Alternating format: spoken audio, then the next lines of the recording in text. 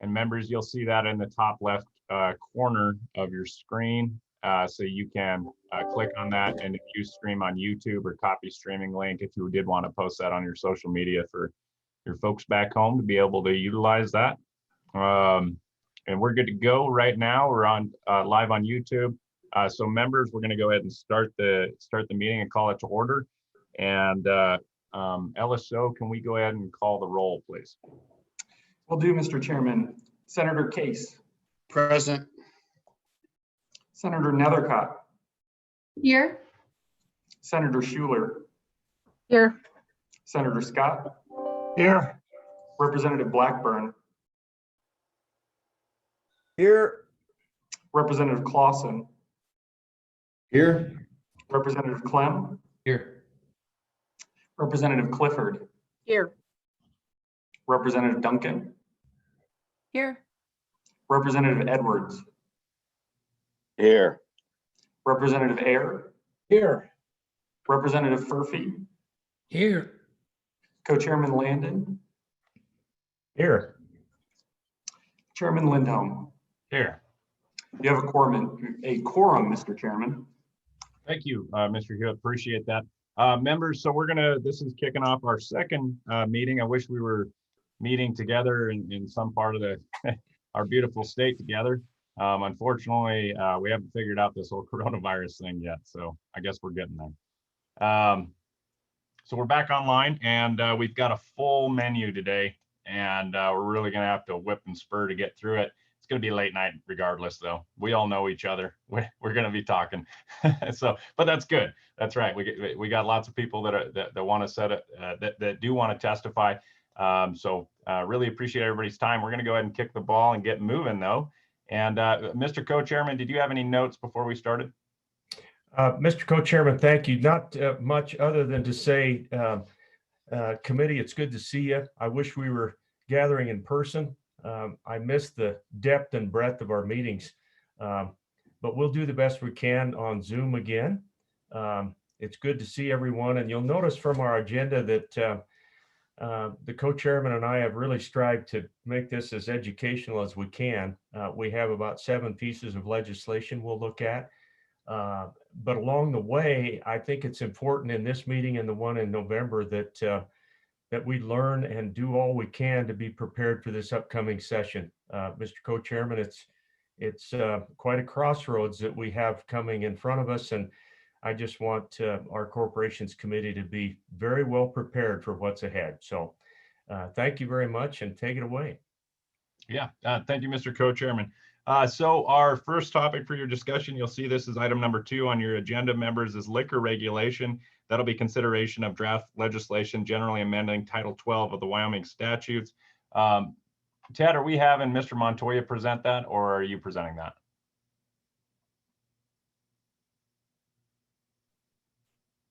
Mr. Chairman, I'm happy to run through the bill. I'm happy to defer to Mr. Mosier and Mr. Montoya if they would like to do so. Certainly, they're best equipped to handle most of the questions other than the technical questions about the bill draft. So I'll leave it to you on that one. Yeah, good point, Mr. Hewitt. Yeah, Mr. Montoya, if you wouldn't mind presenting the bill, if that's all right with you. Yes, Mr. Chairman, thank you very much. Mr. Mosier and I can tag team this. This is what we know, so we'll be happy to do that. Mr. Chairman, Mike Mosier, Wyoming State Liquor Association, along with Mr. Montoya. Thank you for this opportunity. We will be brief. As you remember, we went through this draft bill in more depth with you at the last meeting. And so with your permission, we'll go through the bill again, but we'll just hit the highlights because a lot of the bill itself is just cleanup language as we outlined in the last meeting. There also is a second draft bill that you have not seen that Mr. Chairman and several others requested for license simplification. We do not have a copy of that bill. However, we can go through that in about a 5-minute cover on what it does to give you an idea of, it's nothing controversial as far as anybody's seen, but it'll be, of course, your decision whether you want to continue with both drafts, combine the drafts, or whatever. We will follow your wisdom on that. As an overview on this whole thing, I think we all have garages and we all clean them out regularly on a regular basis. And that's what this bill is. It's Title 12 is Mr. Montoya and my garage. And we clean out the stuff that we don't need anymore. We organize it a little better. We try to make it easier to understand. And that's really what these two drafts are about, is cleaning out our little Title 12 garage. In walking through the bill, Mr. Chairman, if you would look on page 2, this will be the quickest cover of a few pages you ever heard. On pages 2 through 9 and on pages 20 through 25, all those are doing is pulling the winery language apart from the microbrewery language. No changes, no nothing. The problem is that we were getting a lot of confusion with those two types of manufacturers stuck together. And so we're just pulling those apart, and that's all it does. So we now go to page 9. And Mr. Yeah, I'm going to go ahead and just for edification purposes, because this is a mirror language. There are some questions, though, that I have in regards to that, unless any other members have questions on pages 2 through 9 first. Not seeing anybody, so I'm going to ask these questions. On page 3, lines 5 through 6, this is talking about may approve the dual holding of a winery permit and one of the following. Why just dual? What's the danger of, say, a winery permit holding multiple of the items listed? Oh, you want to do that? That's Tide House. Mr. Chairman, Tom Montoya from the Liquor Division. The wineries many years ago, in fact, it was pre-Granholm, asked for this to be done because basically a winery or a microbrewery or a manufacturer is legally defined as an industry representative. And an industry representative in the Tide House laws are prohibited from holding one, but the Wyoming legislature decided back pre-Granholm, and Granholm was a case that kind of clarified some of this language at the Supreme Court.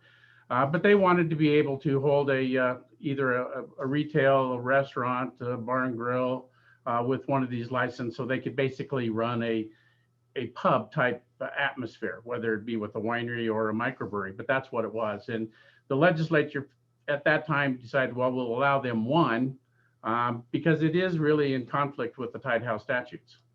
And Mr. Chairman, that's where a lot of the restrictions with manufacturers, I mean, it's important to delineate with the three-tiered system. Three-tiered system, which is what federal and our state law is based on with the distribution of alcohol, is manufacturer, wholesaler, and retailer.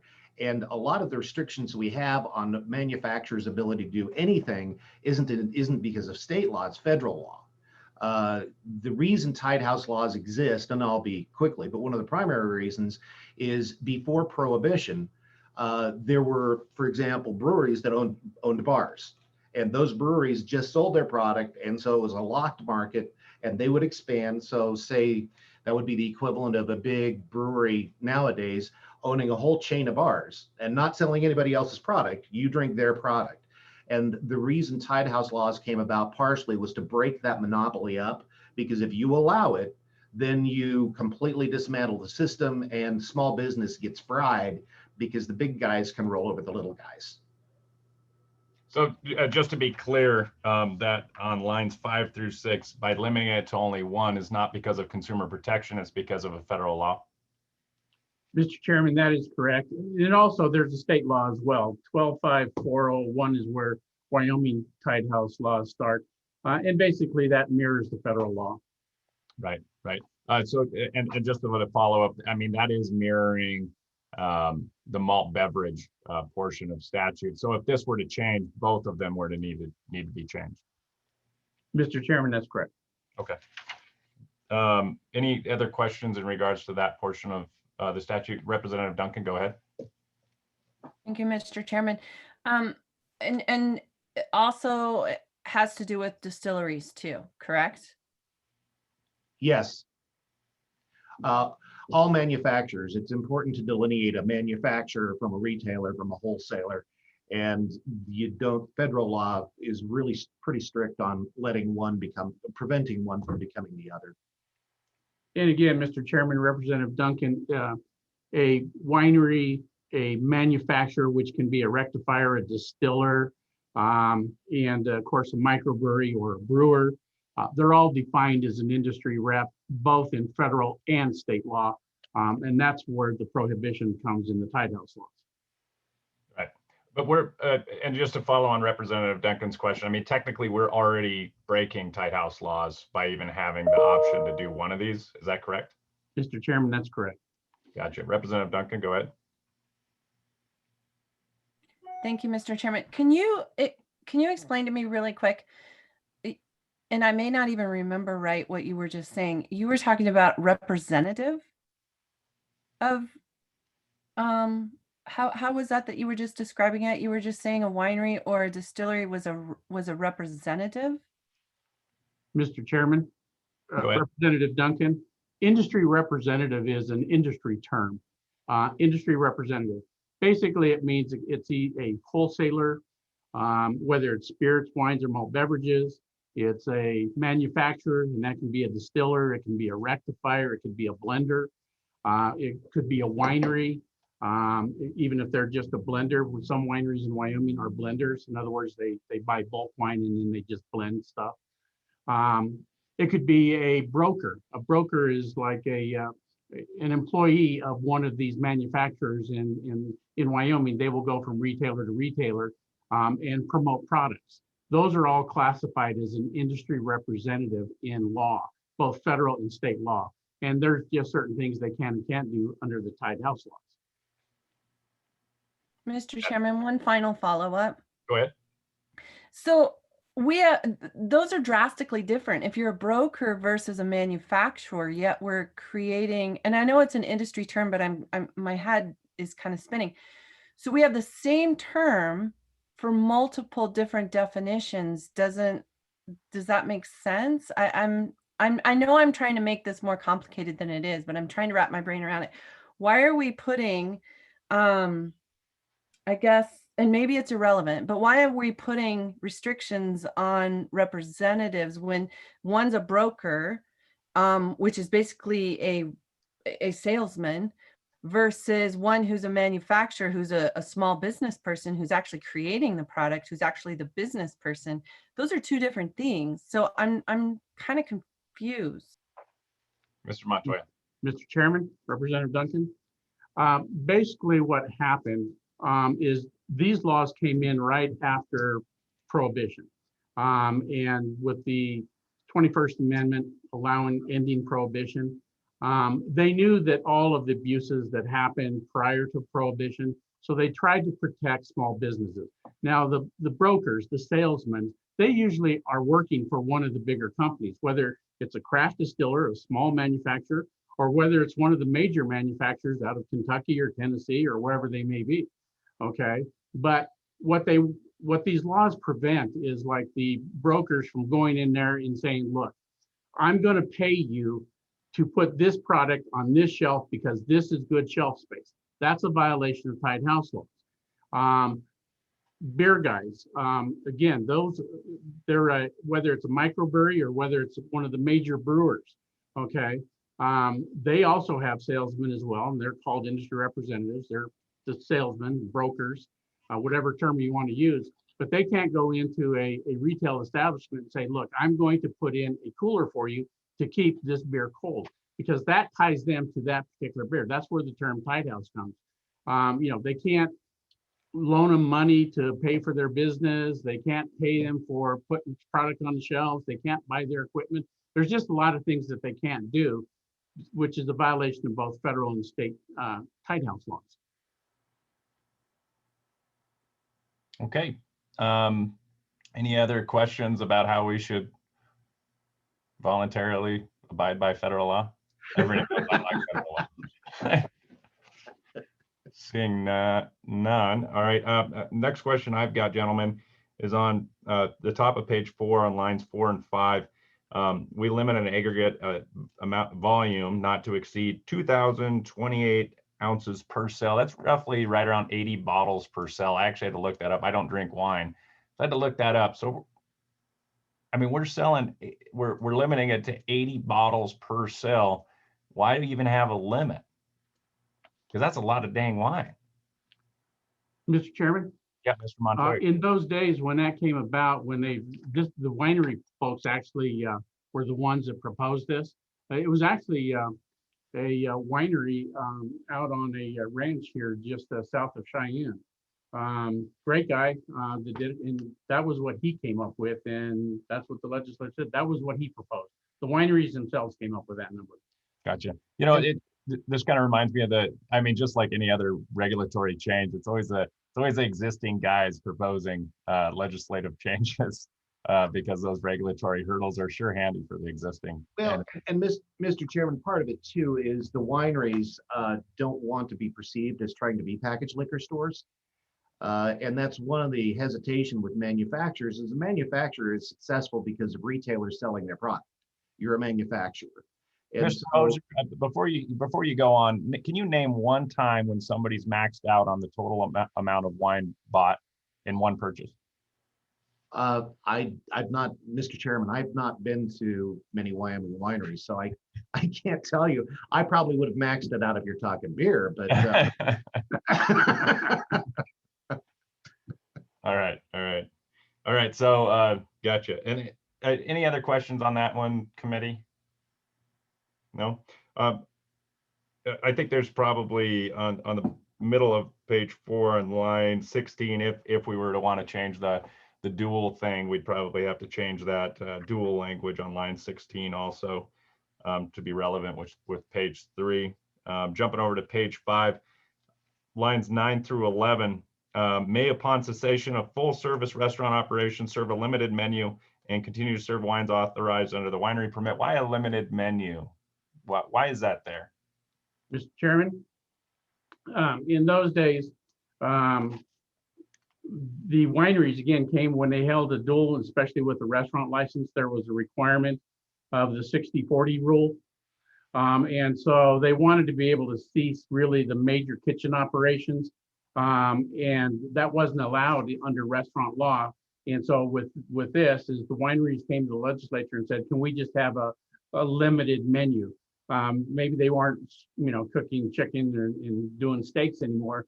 They wanted to have maybe just, what we call bar food, chicken fingers and French fries, nachos, that type of thing, so that they could continue business. And that was the reason for that. it was actually, Mr. Chairman, a gimme on behalf of the wineries to help them out rather than a restriction.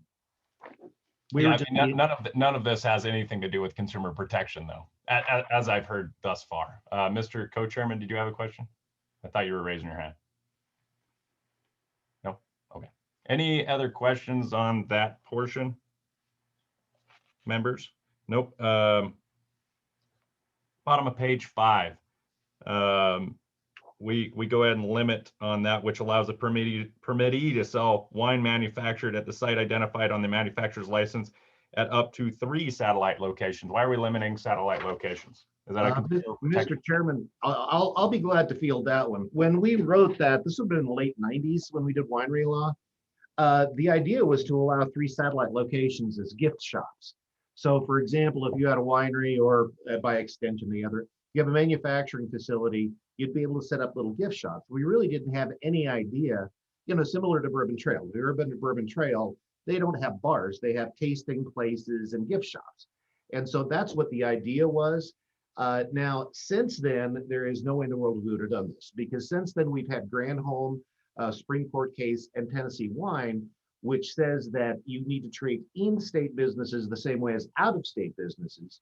And if a winery, and I hope not too many wineries are listening, if a winery that's out of state wanted to set up satellite locations in Wyoming, they might be able to by filing a lawsuit based on the Dormant Commerce Clause that says you cannot treat businesses differently. And so when we wrote this, it was before Granholm, before Tennessee Wine, but if there's any extension of that satellite beyond that, what we're doing is opening the door for wineries, or by extension, manufacturers, microbreweries, or breweries, or distillers around the country to set up satellite locations by a simple lawsuit that says you can't allow in-state manufacturers to do it while not allowing out-of-state manufacturers to do that. So if we were to do over, Mr. Chairman, it would not have been 3. The application of this is completely different what the intent was at the time. The intent was gift shops, not bars. And so with wineries, it hasn't really been taken advantage of because there's not many wineries, and I don't believe the Bighorn Mountains will probably ever compete with Napa Valley.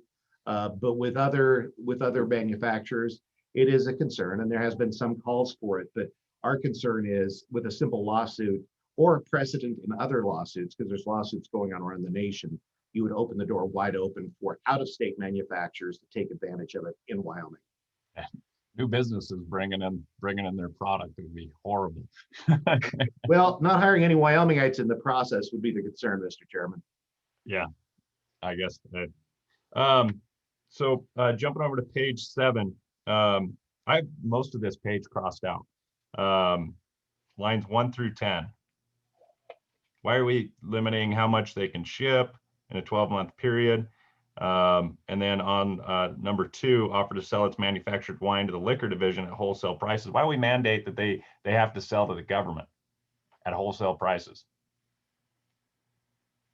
Oh, well, it's you guys. Yeah. Mr. Chairman, that's the liquor division is the wholesaler in the state of Wyoming. Yeah, but And that's so- liquor. No, it's wine and spirits both, Mr. Chairman. Wine and spirits are both treated the same way in Wyoming law.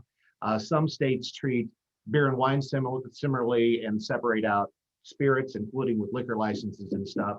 In our case, in our control state model, we're wholesale only, and wine and spirits are treated the same. So this would be reflected the same way in any manufacturing language with distillers, but microbrewers are a different critter since that wholesale tier is privatized. And Mr. Chairman, I will say this, that our craft distillers and our microbreweries, they sell out of state to all different kinds of states. So, you know, some control states, some open states. So however their laws are governed in the various states, but we have some of our craft distillers and microbrewers that are doing very well in other states. Right. Yeah. No, and I don't think we'd want to stop that, and I don't see how even leaving that portion of statute in place would help them or hurt them in any way. I guess would be my question. Do we necessarily need that in law? Now, granted, any kind of amendment that were to happen in these first couple of pages would have to be replicated in the back part of the bill in regards to bringing up existing statute for malt beverages. Well, Mr. Chairman, part of this too is the direct ship for our wineries. When this law was first written by that guy that was out south of Cheyenne, he never envisioned direct ship. And so that was never part of the original winery bill. And then in 1999, 2000, the legislature allowed the direct shipment of wine from all across the nation. We get stuff from every state. I mean, there are states I didn't even know had wineries that we get stuff shipped from into Wyoming. And because Granholm came up, we had to come back in and fix it so that Wyoming wineries could direct ship again, because those laws say that we can't treat them different. Although Wyoming was a bit backwards on that, we were not allowing, because they'd never wrote it in the original bill, to allow Wyoming wineries to direct ship to consumers. So that was added after Granholm, and those numbers, the quantities are the same as we allow the out-of-state shippers in our direct ship program. There's where those numbers come from. Yeah, I mean, but that's I guess, Mr. Montoya, my point would be in regards to that first portion, limiting it to 36 liters, regardless of their in-state or out-state, they have to follow this as being Wyoming law. So if that was either raised or removed, then both in-state and out-of-state would have to follow Wyoming law if they're shipping into Wyoming. Is that correct? Mr. Chairman, if I may field that, part of the reason it's restricted is because you don't want out-of-state shippers. DTC is what we call them, direct to consumer, has an advantage over brick and mortar operations in the sense that they don't have a wholesale markup, and whatever retail markup, they can do whatever they want to.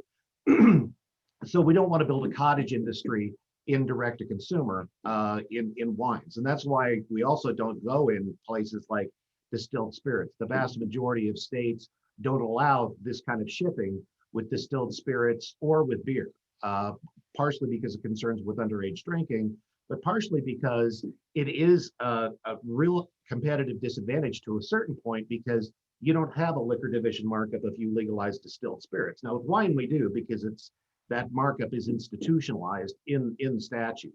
But opening that door too wide would result in less money for the state of Wyoming and fewer Wyoming jobs. So if you want to order some products or pick up some products, that's fine. But we don't want a cottage industry DTC. There's also concerns, of course, about underage access in that area too. But the chances of a fraternity in a certain college town ordering a case of fine Merlot is a lot lower than them ordering a case of Fireball. And so that's why there's underage concerns with distilled spirits that don't take place with wine. Right, right. No, I think that's a good point. I still think it's government picking winners and losers, though. We should let consumers decide on where they actually want to purchase from. I guess I'm of the opinion, but we'll see what the committee's feeling.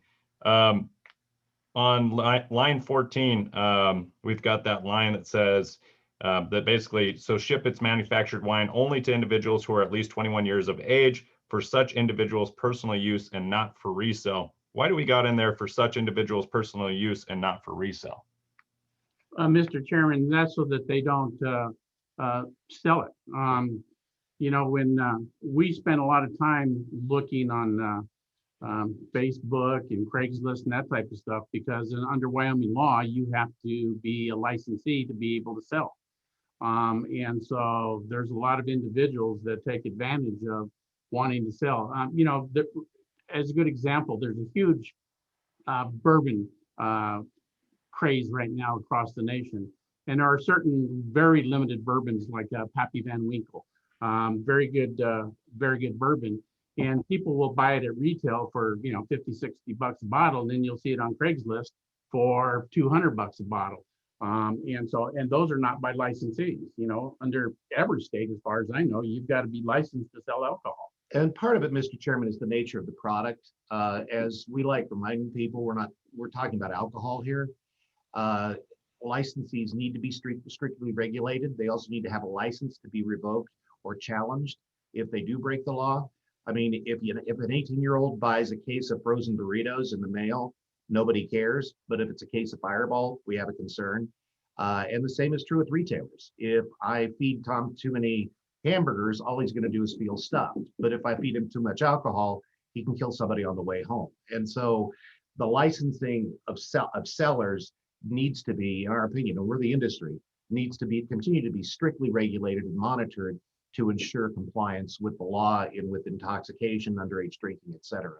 So even though I share with you, Mr. Chairman, a need to reduce statute to as small a level as possible, alcohol is a different critter, and we still need oversight, especially in its sales. Thank you. Representative Duncan. I got to push back. I'm sorry. Thank you, Mr. Chairman. If I buy a product, whether it's alcohol, tobacco, burritos, whatever it is, and I buy it and it's my personal and I paid taxes for it and everything, is it the government's business if I turn around and sell it to my neighbor? I really have a pushback on that, whether I sell one bottle or whether I sell 15 bottles. I'm not a licensed seller. I'm just a personal person. And I don't think that the government has a spot to tell me whether I can turn around and sell whatever I have in my house. I mean, that's the beauty of eBay. That's the beauty of Craigslist. That's the beauty of all these, you know, individual situation here. But I mean, I get the responsibility of being a licensee and selling. And I get the responsibility of being 21 and the ramifications of that. But this to me, and maybe I'm wrong, maybe I'm misunderstanding this, but this to me is saying you're coming into my house saying what I can and cannot sell after I purchase. Am I wrong? Mr. Chairman, Representative Duncan, yeah, I will gently push back on that. I mean, the abuse of burritos does not kill tens of thousands of people a year. And so a licensee has a vested interest in being responsible. They take training. You have to pass a background check through the licensing authority. A private individual does not have to do any of that stuff. They don't have to card people. They don't have to check for And then you get into liability issues, Representative Duncan. If you sell that bottle to your neighbor and something bad happens, you're personally liable. And the retailers deal with that, but private individuals don't. And so there is a reason this product is licensed. I think Senator Scott, who I believe is on this call, is well versed with the damage that the abuse of alcohol can cause. And I know of no state that allows individuals just to sell alcohol. That's why eBay doesn't carry alcohol. You can't go on any of those sites and sell alcohol because, number one, it's federally and state licensed, but also there's serious liability issues because you can be sued if something bad happens, and even more so as an individual. So I'm very, like I said, I'm with Mr. Chairman that we need to do as little regulation as possible. But when it comes to the sale and distribution of alcohol, I've seen professionally and personally way too many of those repercussions of the abuse of that product. And that's why I feel it needs to stay strictly licensed. Further questions on that point?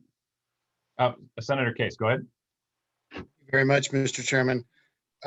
I agree with all that's been said, but I think there's one other thing you have to keep in mind is that alcohol is not like any other product because it actually has a constitutional exception in the United States Constitution. And it's because of prohibition and then the terms by which, where a constitutional amendment was passed prohibiting alcohol. And then it was brought in by a repeal, but was a repeal that actually allowed for more regulation than other products and actually required states to do so. So it's not like any other product, even constitutionally in the United States. And so that's the source of power with respect to licensure, possession, drinking ages, all of these things. Okay, further questions on that point? Seeing nothing or no other questions on that. On the bottom of page 7, we've got this surety that all shipping containers of manufactured wine shipped pursuant to that section are conspicuously labeled. I love labels because it's an opportunity to put the Wyoming Bucking Horse and Rider on them. Is that already there? Mr. Chairman, these are coming in also from out of state. So I'm not sure how we would enforce that, but any opportunity to put Steamboat on everything possible, go for it, sir. That is true. That is coming from outside of state. That'd be tough, wouldn't it? That'd be great though. Okay, any other questions on Steamboat? No, okay. Bottom of page 7, ensure that all shipments within the state are made by a duly licensed carrier and further ensure that such carriers comply with the requirement to obtain adult signature. That goes back to the prior discussion, so not really needed. Page 8, item number 6, all of that. Why are we having them report wine shipped out of state on a form provided by the liquor division? What do you do with that? Like, what benefit does that do for the state? And what kind of consumer protection is involved? Mr. Chairman, so they can pay taxes for one thing. So you wouldn't be able to collect taxes if they didn't report on this specific form. Mr. Chairman, that's correct. And then we can also track the quantities because you remember our discussion earlier, they're limited to 36 liters per household per year per licensee. Now we have over 1,000 licensees. You can still order a boatload of wine to your residence. You just have to do it from multiple direct shippers. But that's how we collect the excise tax. And then of course, some of that is also profit that goes to the general fund, but really it pays for our time. It takes an awful lot of time here at the liquor division to put all those invoices in and make sure that the books balance on that. And the requirement at the bottom of that page for 3 years, that's to ensure that in case you screw up, you can go back and look at their paperwork again. Mr. Chairman, that's true. And if they were to require an audit or something like that, this has been in place since 2000, but as far as I know, we've never required an audit yet. So we could get rid of the 3-year requirement? Mr. Chairman, I think the three-year requirement is good because sometimes you don't, I think it's one of those things where if there is an audit, sometimes you don't know about it until you're going to need to do something later or something comes up. There is some difficulty, of course, because to some extent, This is an honor system. If Mr. Montoya and his enforcement folks find a winery that's shipping into Wyoming that's not licensed and hasn't been being paid taxes, it's not like they can do a federal arrest warrant and go to California and pop them. And so this kind of compliance is important because it's the only way they know that product's being shipped in the state. Now, admittedly, the vast majority of wineries follow law, but I remember back in 97, 98, ordering scotch online as part of a committee report on direct shipment, and it was illegal. But there's really nothing you can do. So you just hope most people play by the rules. And Mr. Chairman, I've asked Director Noble many times if I could go to Napa for a week and he won't let me. That seems fair. All right, that's it for my questions. Sorry, committee, for that, but had to come. So going on to page, unless there's any other questions in regards to page 2 through 9, seeing none. Mr. Montoya, page 9. Thank you, Mr. Chairman. Page 9, starting on line 13 through page 11. That basically is, we're just adding licenses to the definitions under 12.1.101. It was very limited in what we had there, but we kept getting all these phone calls from attorneys across the state saying, well, it's not really a license if it's not in the definitions. And yes, it is still a license. It just wasn't put in definitions. So what we did is we just went through and put all the licenses. We're not creating new licenses. These are licenses that exist, but we just put them in the definitions so that we don't get questioned on whether or not they really are licensed or not. That's what that was for. On page 11 then, under restaurant law, if you will remember in 2017, we did that large revisions bill. We decided at that time that we couldn't really take the room part out of restaurant because it was completely different from all of the restaurant license. And we promised this committee that we would look at some laws to make it simpler in restaurant law. And this is really what we're doing. First of all, what it does on page 11, we're striking all the language from line 13 through 23. And really that is just a jumbled definition of what a restaurant was. It made it really tough for some restaurants to be able to even qualify as restaurants. And our thought is let the local authorities decide whether or not it was. I mean, now you can go to different areas, especially in the resort towns in Wyoming, and you can pay for some of these exotic hamburgers that are more than a steak in Cheyenne. So, you know, why can't they sell beer or something like this? Well, this prohibited them from doing that. So this is really a business-friendly reduction of a really complicated definition, basically. Mr. Chairman, although that does make me sad because I think it's the only place in statute we see the word victuals, and I always love that part. On page 12, you've got a couple little cleanups at the top of the page. Towards the bottom of the page, Representative Duncan was asking about liquor reps. What this section does is allow malt beverage, microbreweries and wineries to have their own liquor reps. Now, bear in mind in Wyoming, liquor reps for wine and distilled spirits don't actually sell the product. They just represent the product. Whereas if you're in a place like Colorado, they represent the company that's actually selling it. On page 11 or 13, excuse me, 13, those are cleanups. The first part is a deletion in housekeeping. I believe it was Senate File 43 that we did 3 years ago. And at the bottom of that page, we add in wineries because we had renumbered due to statutory changes elsewhere in the bill.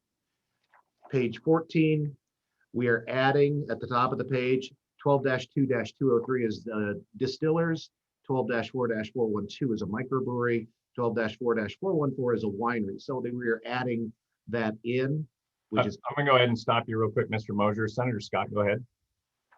Yeah, Mr. Chairman, backing up to the remark you started with here, why don't we let the reps sell? Well, the way Colorado does. It would seem to me that particularly for some of our small operations, that would be a simpler way to do things. Mr. Chairman, that's because we're a control state.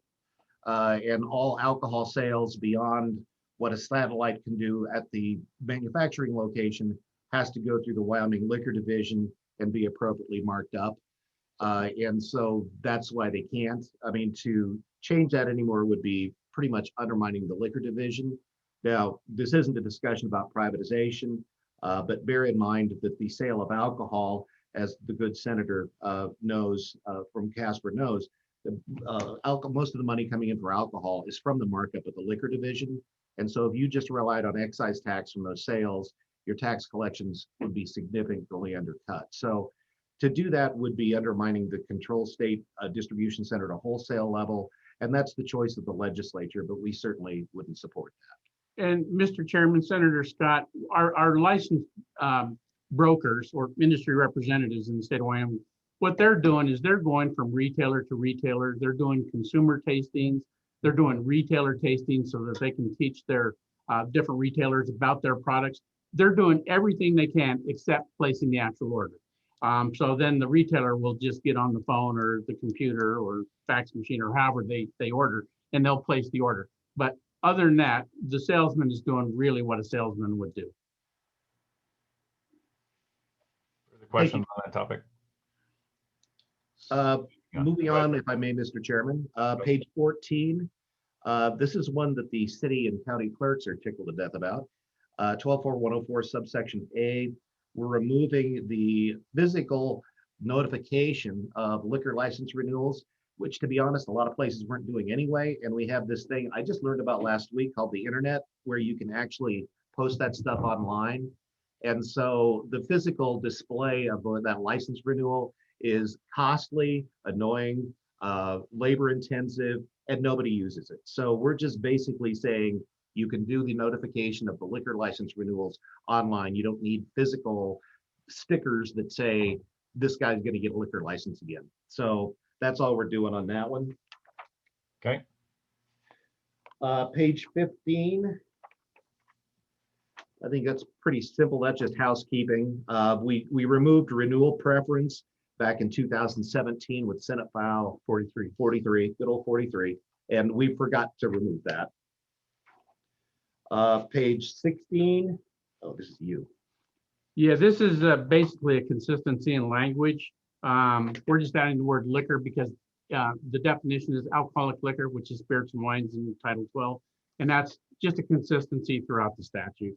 That's what that does on line 21.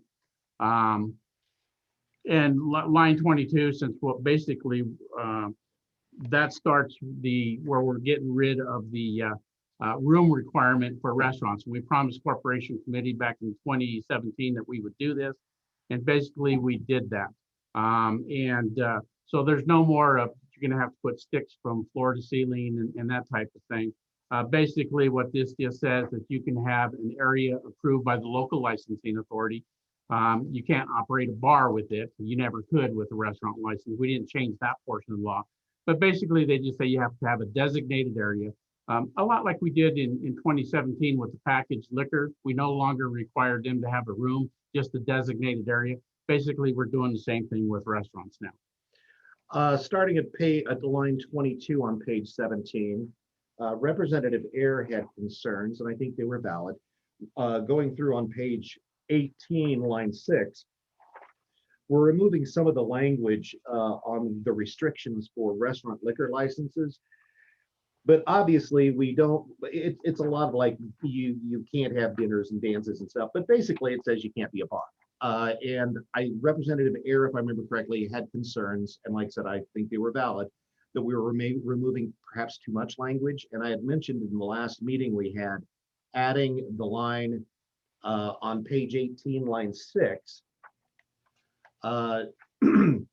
although obviously it would move up with the deletions of the statute. It'll say no consumption of alcoholic beverages or alcoholic or malt beverages shall be permitted within the dispensing areas. I think that adds a little more tightness. That was Representative Ayer's concern, and if I remember, I think Senator Schuler had the same concerns, and I don't blame them. We want to make sure in the process of simplification, we don't throw the baby out with the bathwater. So I would suggest if we move forward with this bill that we incorporate that language just for that concern, but that will be of course up to the committee. Further down on page 18, this is dealing with the separation that we were talking about from winery and microbreweries, moving that language apart. Page 19, once again, it's part of the separation between the microbrewery and the malt beverage, so it's just continuing.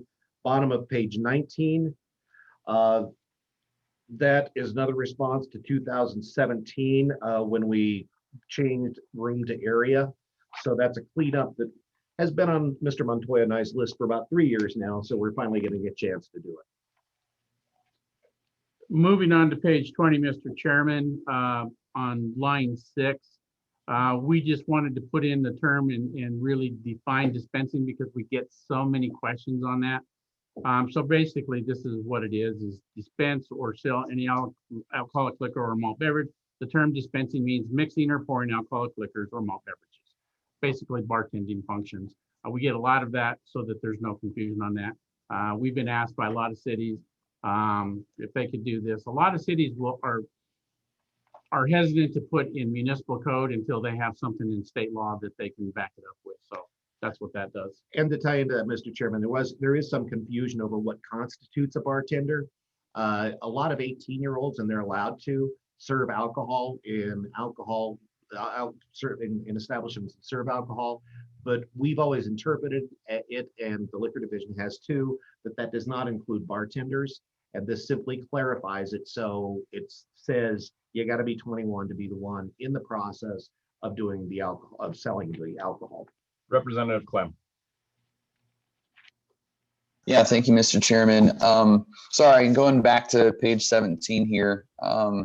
Just want to make sure I understand this correctly. Looking at all the stricken language, we have a restriction in there as far as those in the dispensing rooms having to be 18 years or older. So with the stricken language, does that mean a 7-year-old can be in a dispensing room? Mr. Montoya, go ahead. Mr. Chairman, yeah, there's no age requirement on that, but there's no room. If we do away with the room, it's just going to be a designated area. We did away with the room requirement. And this was something, Mr. Chairman, Representative Clem, that we did with other types of liquor licenses 3 years ago. And so it does follow. Although Representative Clem, if you have any concerns about that, as we mentioned before, this bill does not have an agenda. And so if there's something that you want to do to further tighten that up, feel free to do so. Mr. Chairman, in the amendment that Mr. Mosier provided for earlier, as far as consumption in the dispensing area, you could also put in there that there's a age restriction as well. They did do that with the package store areas, so we could surely do that here too as well. And it could be a single line, Mr. Chairman and Representative Clem. We could work together, and if you would like, we could just make that amendment also include an age restriction. Isn't the age restriction, I mean, under a separate statute, but as long as there's a parent a parent in that area with them, then they're acceptable? Is that correct? I'm trying to think, Mr. Chairman, I think we did away with all those in 2017 when we did away with all of the rooms under that Senate File 43. No. Packaged liquor stores. Packaged liquor store is the only one that has that. Of course, that's been left up to the locals if they had age restrictions, because, you know, we put together some templates after that bill was passed and for municipal codes or county resolutions.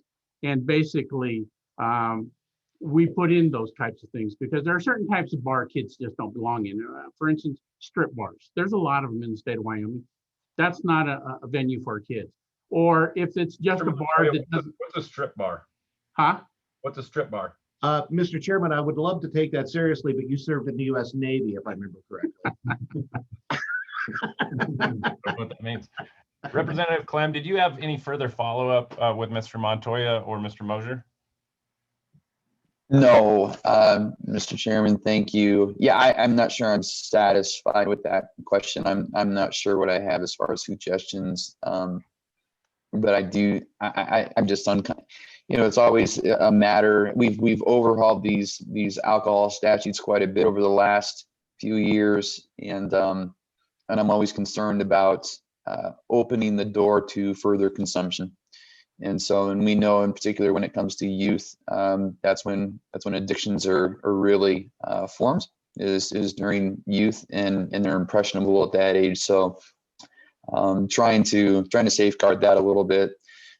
If we can do something there to restrict, have some kind of age restriction or tighten that up, that would be, I would welcome that. Otherwise, I think we're just really swinging the door wide open, and we're going to have some negative ramifications as a result of that. They're probably going to come back on the state. So yeah, thank you, Mr. Chairman. Mr. Chairman, Representative Clem would be glad to work with you to find something that maybe fits your concerns. I think you will have the opportunity to keep working this, because I don't know that we'll have a final vote on this today, considering the amount of questions and probably amendments coming forward, much to the anguish of Mr. Mosier having it over November meeting.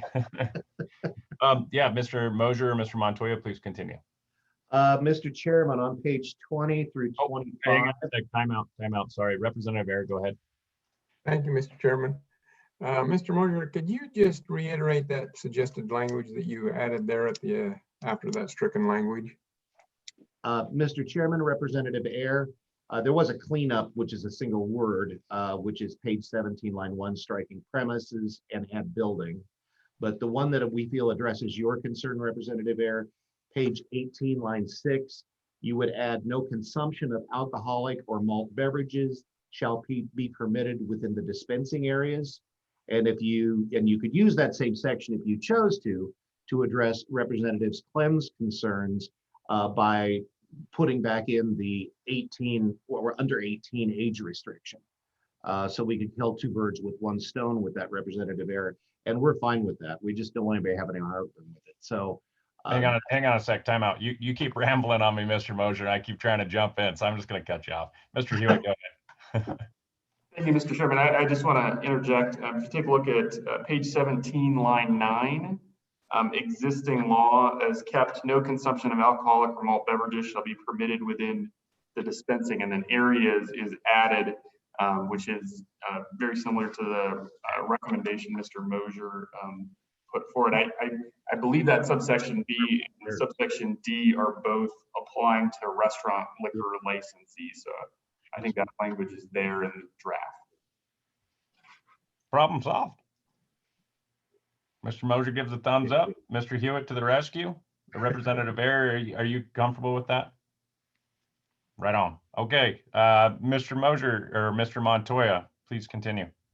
Mr. Chairman, pages 21 or 20 through 25 are back into the winery and microbrewery separation. So we deal with much of the same issues that we've talked about before. So I don't know if the committee has any additional questions on that or not.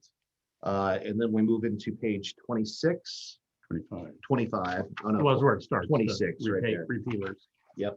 And we move into the repealers on page 26. Is that yours? Mr. Chairman, that first repealer on page 26, starting really on line 2 there. There are two licenses that microbreweries can get. One is to just sell their product to a licensed malt beverage wholesaler, and they can distribute their products wherever they distribute. Or they can get a wholesale license, and they can distribute their own product, but they're also allowed to sell to other wholesalers. So it was really kind of a redundant license. I think there's only one or two that ever used that other license that only allowed them to sell to malt beverage wholesalers. They weren't able to distribute their own product with that license. So we just figured, let's just do away with that one license. They can get a wholesaler license, and if they want to distribute locally around town or something like that, they could do that. And then they can have the bigger wholesalers distribute in other communities within Wyoming. Mr. Chairman, starting on line 23 of page 26, well, actually 17 on page 26, we completely remove, and this runs through page 28, line 18, keg registration. Keg registration was done some years back. It seemed like the right thing to do, politically correct thing to do. Since we've done it, I don't know of any law enforcement agency that's ever used keg registration in the prosecution of any type of crime. The problem is, Mr. Chairman, is to be perfectly honest, the underage people aren't buying beer that much anymore. If I remember correctly, you have the equivalent of 17 beers in a 750 of 80 proof spirits. And so if you're going to haul something around, a couple bottles, couple 750s are a lot easier to haul around than a couple cases of beer. And so since nobody really uses it for enforcement, and the problem with underage is not hauling around kegs in the back of pickups anymore. And also this is a lot of burden of cost to the liquor division who pays for it, which anything the liquor division pays for is money that could go to the general fund, and a lot of labor for retailers for something that's never used. And so we feel comfortable, and I haven't talked to anybody yet that has a problem with just removing that language as going into the category of great experiment, but I guess it isn't really needed that bad. So that's why we're advocating removing it. It's simply just not needed and it costs money. And Mr. Chairman, I might add, the retailers are still going to have the information as far as who bought that keg, because they take all that information down because of a keg deposit. So they're still going to have all the information. The only thing this does is now they don't have to slap a red tag on it. So really, that's all that does. Okay, moving on to page 28. Yes, 28, basically down here, the repealer on line 32, the site and zoning. That's on the application, but the state doesn't use it for anything. And even a lot of communities don't use it for liquor license purposes. So it's really not needed. So we're just making the application for liquor licenses simpler to submit. And then 124103, that's the purchase requirement. That's another thing that we said we would do back in 2017. We had tightened up the requirements for liquor licenses. If you remember, as far as being able to put a license on hold for 1 year and those types of things. We were at that time able to do away with the purchase requirement for all the other licenses, restaurant licenses, clubs. And so really it's not needed in statute. And so we're doing away with it with this in the repealer. Transfer of license on page 29, 124409 on line 20. This isn't necessary anymore. There was a population in formula for a number of years for restaurant liquor licenses, and that got met. So restaurant liquor licenses are unlimited. Every single jurisdiction in the state of Wyoming can issue unlimited.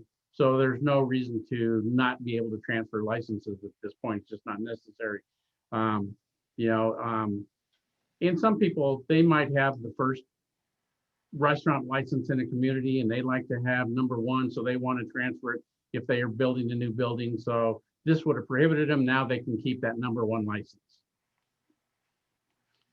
On 124410, again, room, that's just part of the restaurant and the definition of room. If you remember back in 2017, we moved it from 12.1.101 and put it in restaurant law because that was the only one it pertained to. Now, since we're doing away with room for restaurants, we just get rid of the definition.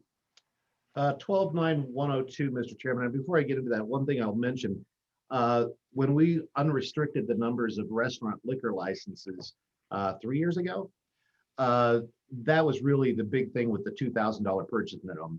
There's no full retailer that was only doing $2,000 worth of purchases. And so that was part of the reason that it's not really needed anymore. There's probably a few of us on this call that drink more than $2,000 a year. So that's, but that's unneeded. 129102, this is removing just a single line in statute, which sets up a monopoly or requires a monopoly for malt beverage wholesalers. Now, I know some of you philosophically have issues with monopolies. This isn't even why we're really doing it. We're doing it because we feel that it's a potential lawsuit. State mandated monopolies, ever since the aforementioned Granholm and Tennessee wine cases, under the Dormant Commerce Clause, those cases have exceptions. I mean, for example, limiting number of liquor licenses, age of consumption, anything that has to do with public safety. But if it's a monopoly, it's probably going to be a lawsuit sooner or later. Now, I don't feel, in fact, I'm quite certain this doesn't hurt any malt beverage wholesalers because they have self-imposed monopolies in their contract agreements. The problem is, and the good senator from Fremont County can testify to this, the problem is if a retailer wants a different kind of beer, which wasn't a big issue 25 years ago, because we maybe had, what, 10 different types of beers? Now we've got thousands.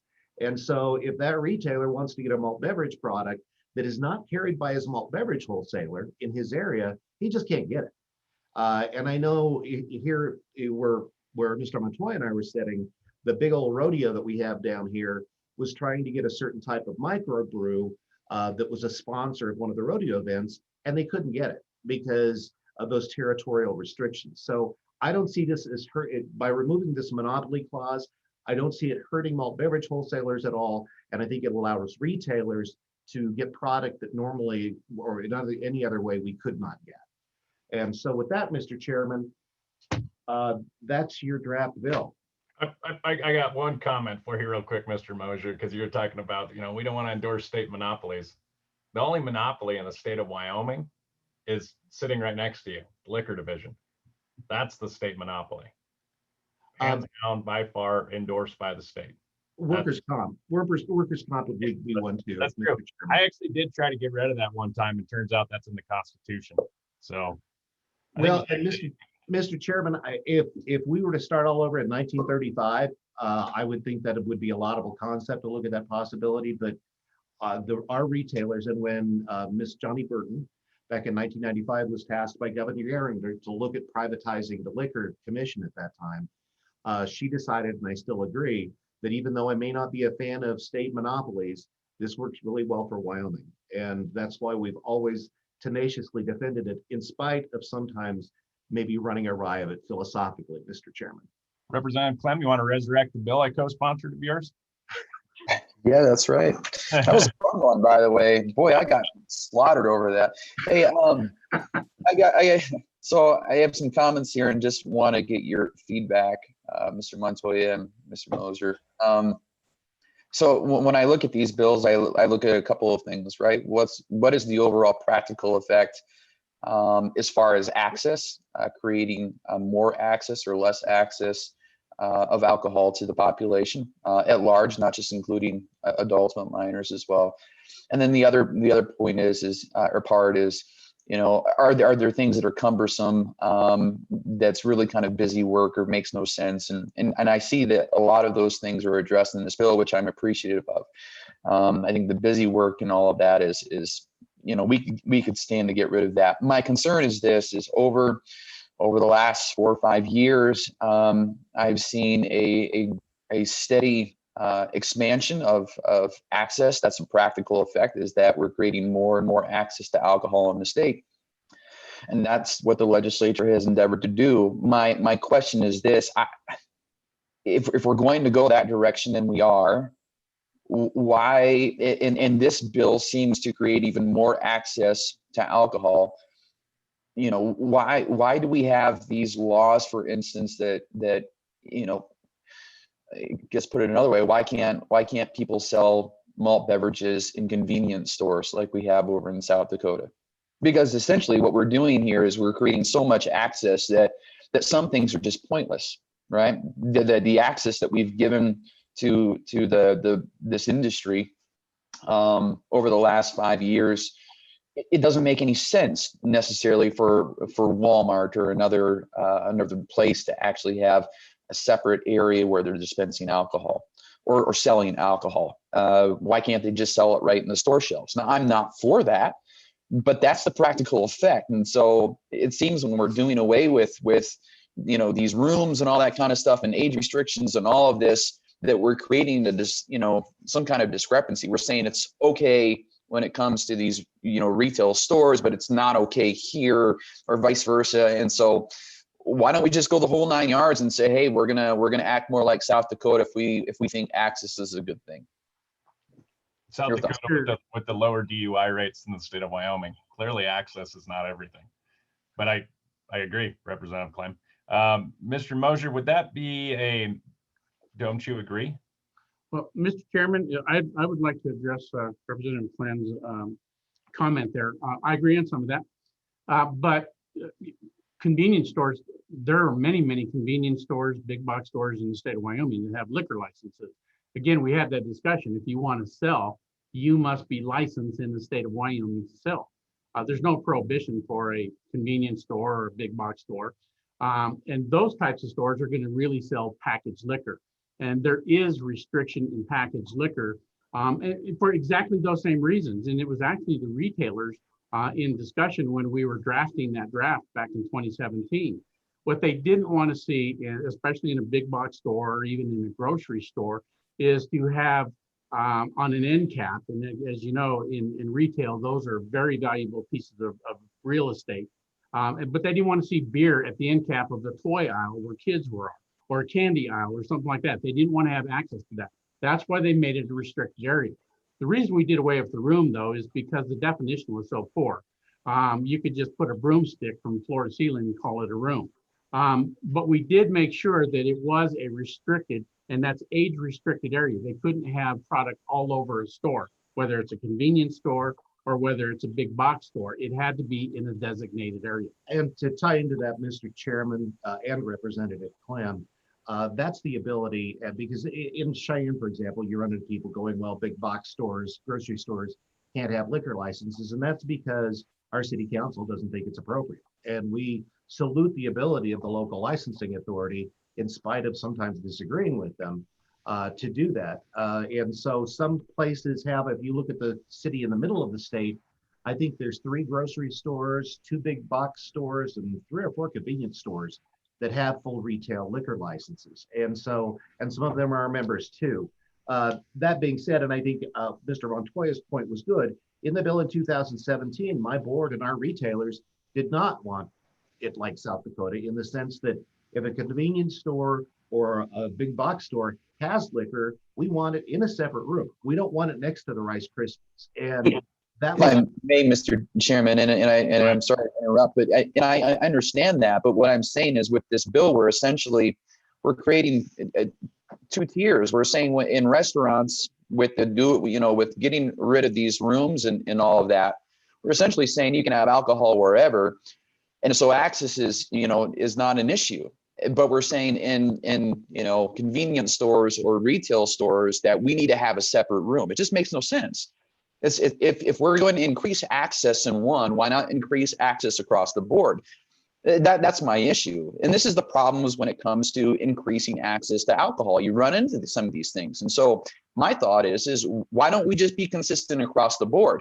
We're treating retailers and convenience stores different than we are restaurants and bars and things like that in this bill. And I think for the sake of law, we should at least be consistent and not treat one different than the other. And that's the issue. I'm with you. I don't think we should have access. I'm not happy, and I voted no against the bills that have created more access to alcohol. But my thought is if we're gonna do it, let's at least be consistent, because we're obviously not. and Mr. Chairman, Representative Clem, quickly, if I may, we're also talking about 2 different types of sales. We're talking about on-premise versus off-premise, packaged liquor versus selling in an establishment. And I don't see, and please let me know if there is, I don't see anything that increases access here. All it says is that younger people can be within the dispensing room, but there's no increased access as far as I know. The difference is with a restaurant or bar, for example, is alcohol is available in that entire property. And they sell on premise. So I'll card them. I know they're with their parents, whatever. But in a packaged liquor store, that's where underage people go for access. And so that's why we needed it separated out. If you have an 18-year-old wandering around a grocery store in California where there's alcohol next to the Rice Krispies, there's no red flags. In Wyoming, if there's an 18-year-old that's unaccompanied, not only can he not do it, but it shows up. He stands out. And so I think it helps restrict access. And I'm with you, Representative Clem. I think it's important to keep that access strictly restricted as much as we can, and still allow legal adults to get responsible sales. So I think we're partially on the same page. And Mr. Chairman, this, and Representative Clem, I'm gonna this go ahead. still, Yeah, I'm sorry, Mr. Montoya. Mr. Mosier said he was gonna be quick and he lied to me. Senator Scott's been waiting patiently. Go ahead.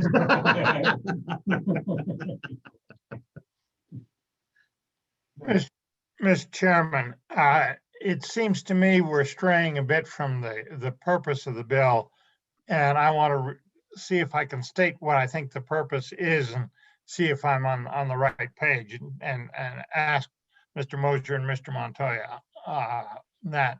It seems to me that what this bill is seeking to do is to simplify and clarify the world so we aren't wasting everybody's time, effort, and money on things that really aren't doing any good, aren't achieving any purpose. Making the business, making it clear in some cases, doing away with what's proved to be a Mickey Mouse requirement in terms of the definition of these rooms, that sort of thing.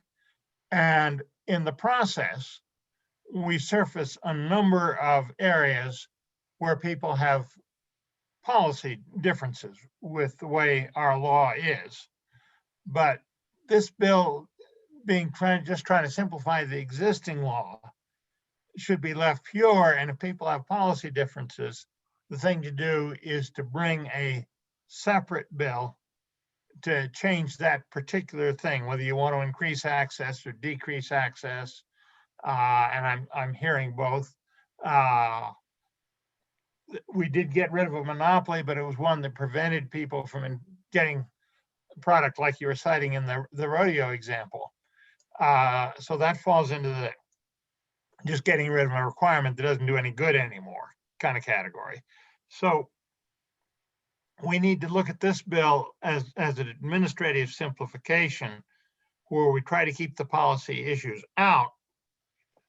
It has a bunch of sections in here where people will have policy issues, but if you want to change those, that's really a separate issue to be dealt with in a separate bill.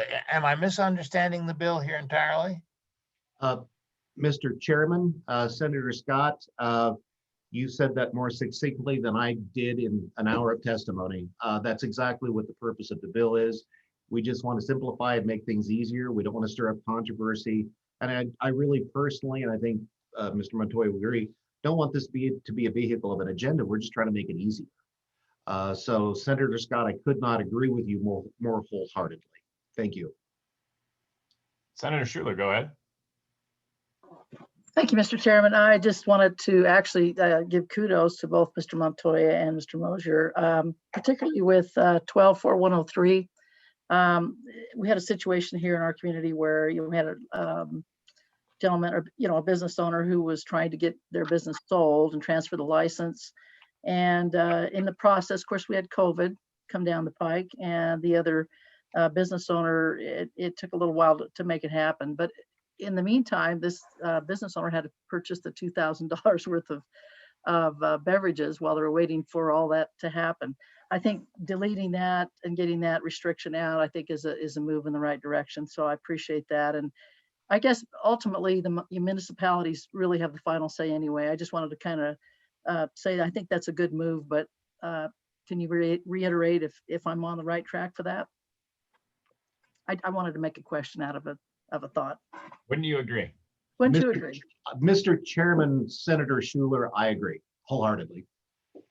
That's the quickest answer from Mr. Mosier.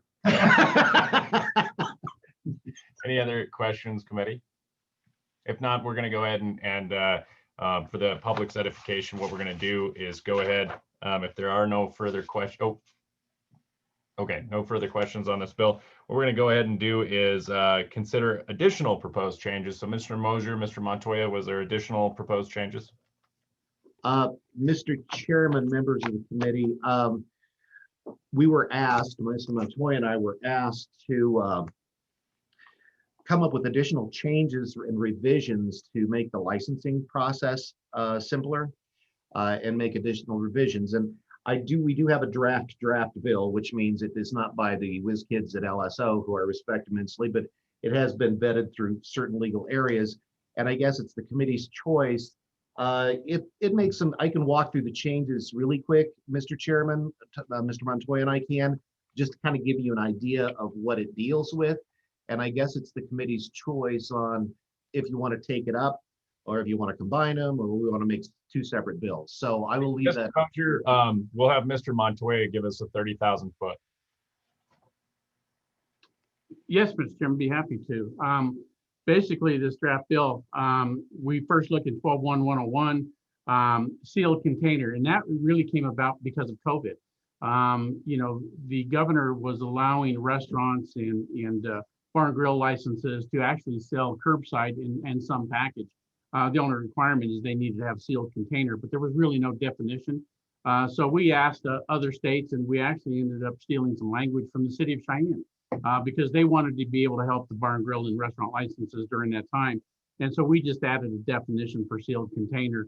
And that's been done in Wyoming for a number of years with slushies and and those types of things very successfully by Wyoming retailers. And so that just puts a definition on it.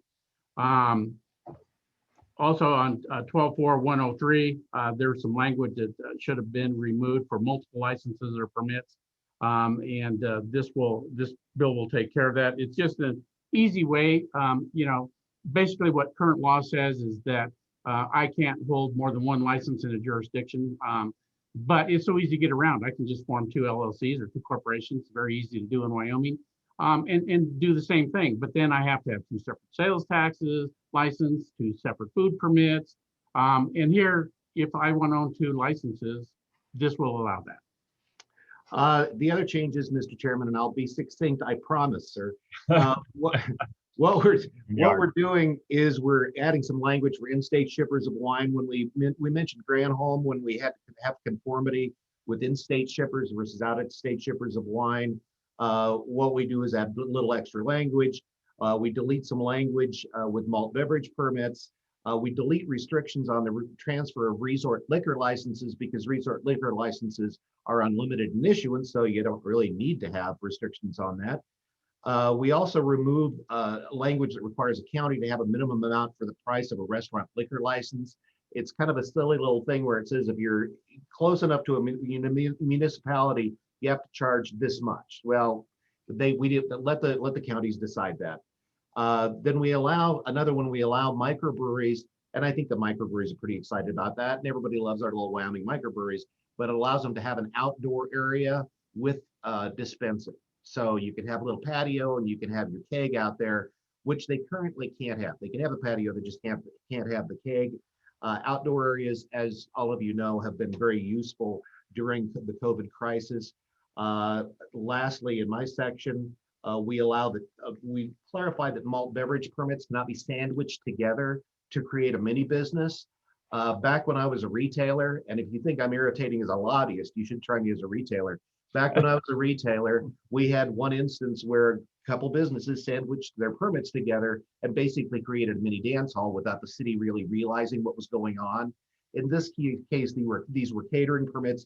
We retailers hit ceiling, they took them back and everything was fine, but we just make this more clear in statute. Also, when we get to the catering malt beverage permits, the one-day permits, we've had some instances where in different areas with Wyoming, they tried to get a series of them and set up a bar. You know, like for Cheyenne Frontier Days or some rodeo days, somewhere like that. And this really would just put some restricted language on that. I know this is supposed to be business friendly, but it's business friendly to existing businesses is the way we were looking at it. Also, we eliminated some of the restrictions in 12.4.502 for the catering permits. We took out meetings, conventions, private parties, but let the locals decide if that's a function where they want to allow a catering permit, then that's fine.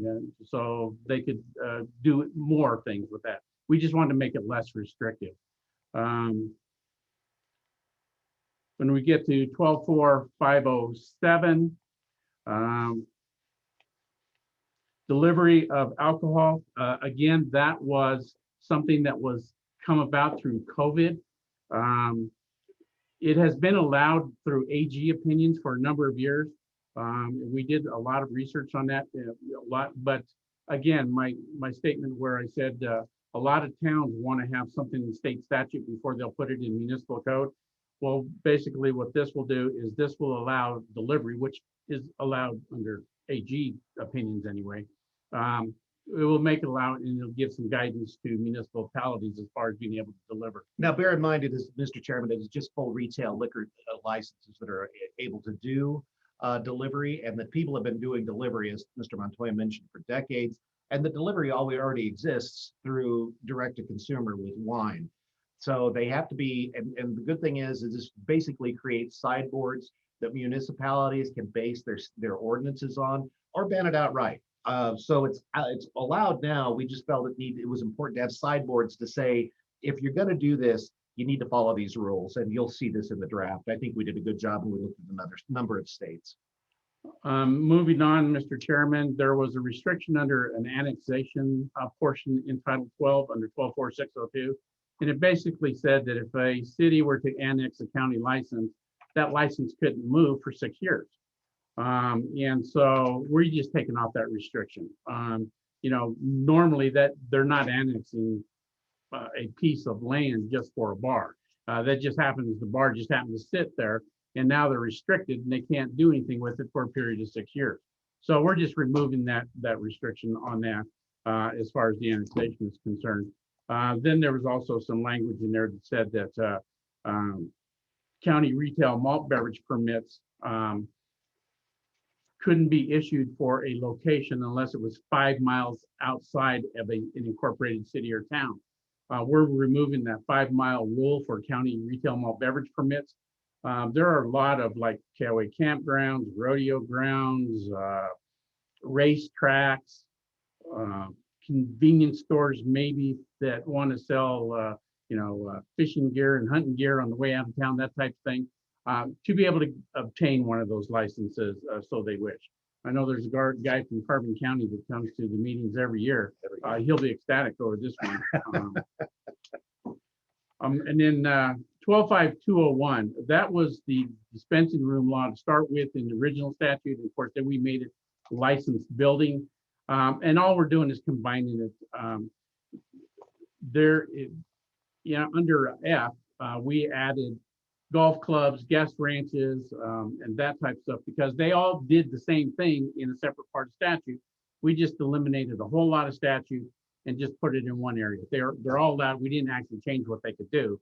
We just combined it to make it simpler to read. And Mr. Chairman, in closing, this basically follows, I think, in the same spirit that Senator Scott outlined. This just makes things easier, simpler, and more streamlined. Mr. Co-Chairman, go ahead. Mr. Co-Chairman, I'm just thinking process this morning as we finish up conversations about alcohol-related issues.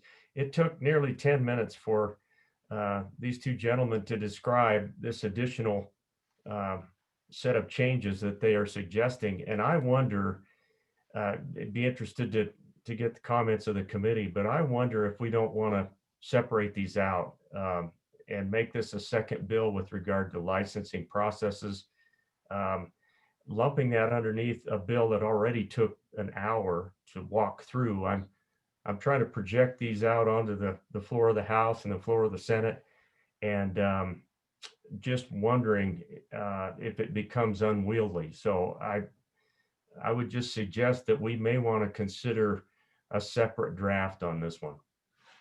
Senator Scott.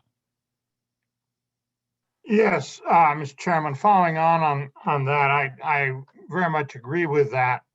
I think as I listened to the description very quickly, I think there are some potential policy issues here that may raise some disagreement.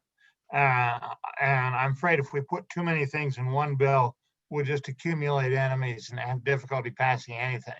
So I think keeping the licensing things that we just heard described separate from the other bill would be a wise way to proceed. It may well be we'll wind up passing them both, but I think the licensing simplification might incur some opposition that the other bill would not. And I think it'd be under those circumstances, it'd be best to leave them separate. Senator Nethercott. Thank you, Mr. Chairman. I agree with the good senator from Natrona County. So when the time is appropriate, I'd like to move to direct LSO to do a bill draft separate and apart from the one that's in front of us right now. So what I would ask, this is the chairman and me coming out, is that we deal with the bill in front of us, and then in light of the conversation from the co-chairman and the senator from Natrona County and my own thoughts, that we then look at that second issue and make a motion to direct LSO to do a second bill draft based on those suggested changes from Mr. Mosier and the Liquor Division. Any other comments, committee? Seeing none. All right.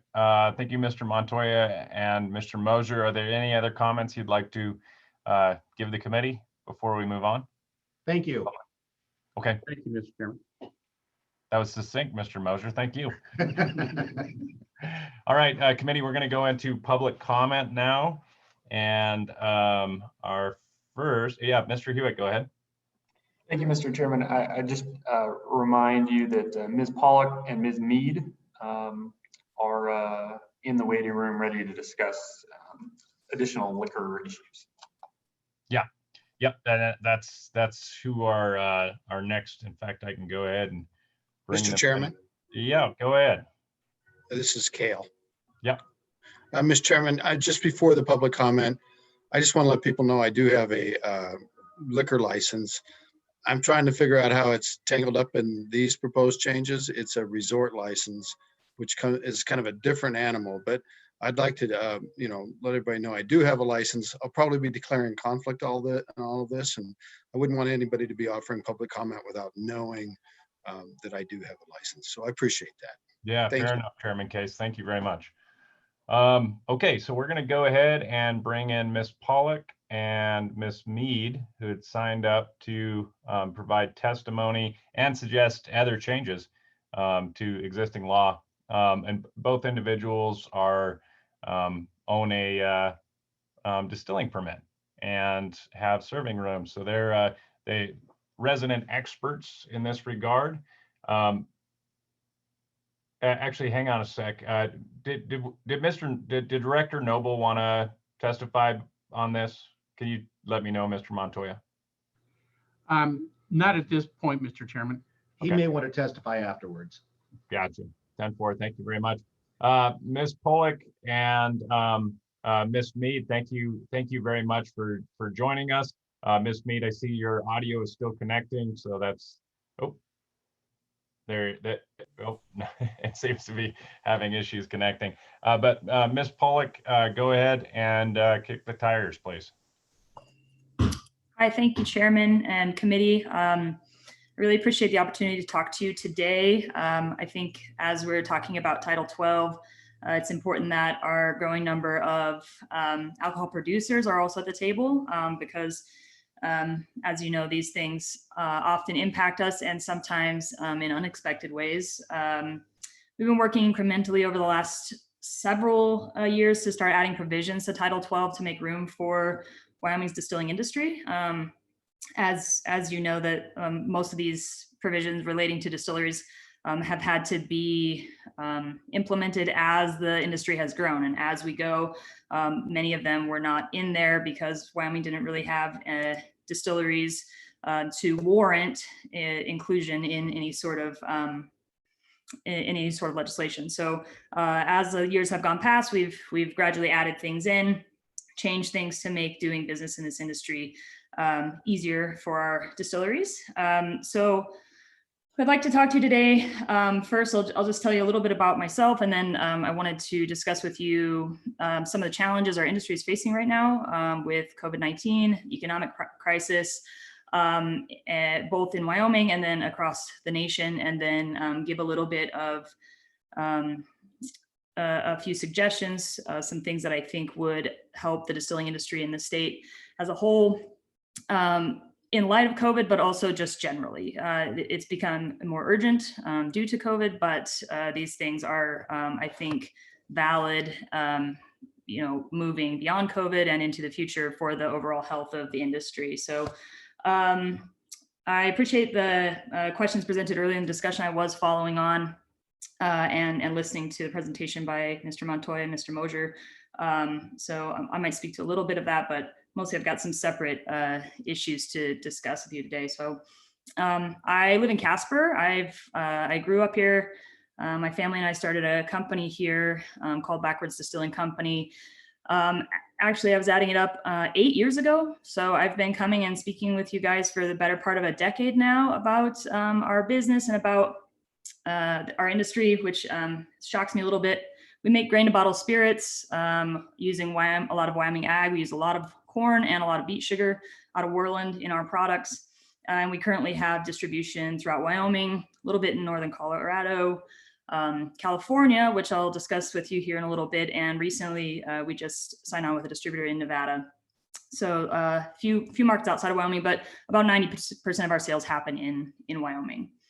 In addition to that, this firsthand experience I have in the distilling industry in Wyoming, I am on the board of the American Craft Spirits Association, which is the only national nonprofit that represents specifically craft distillers.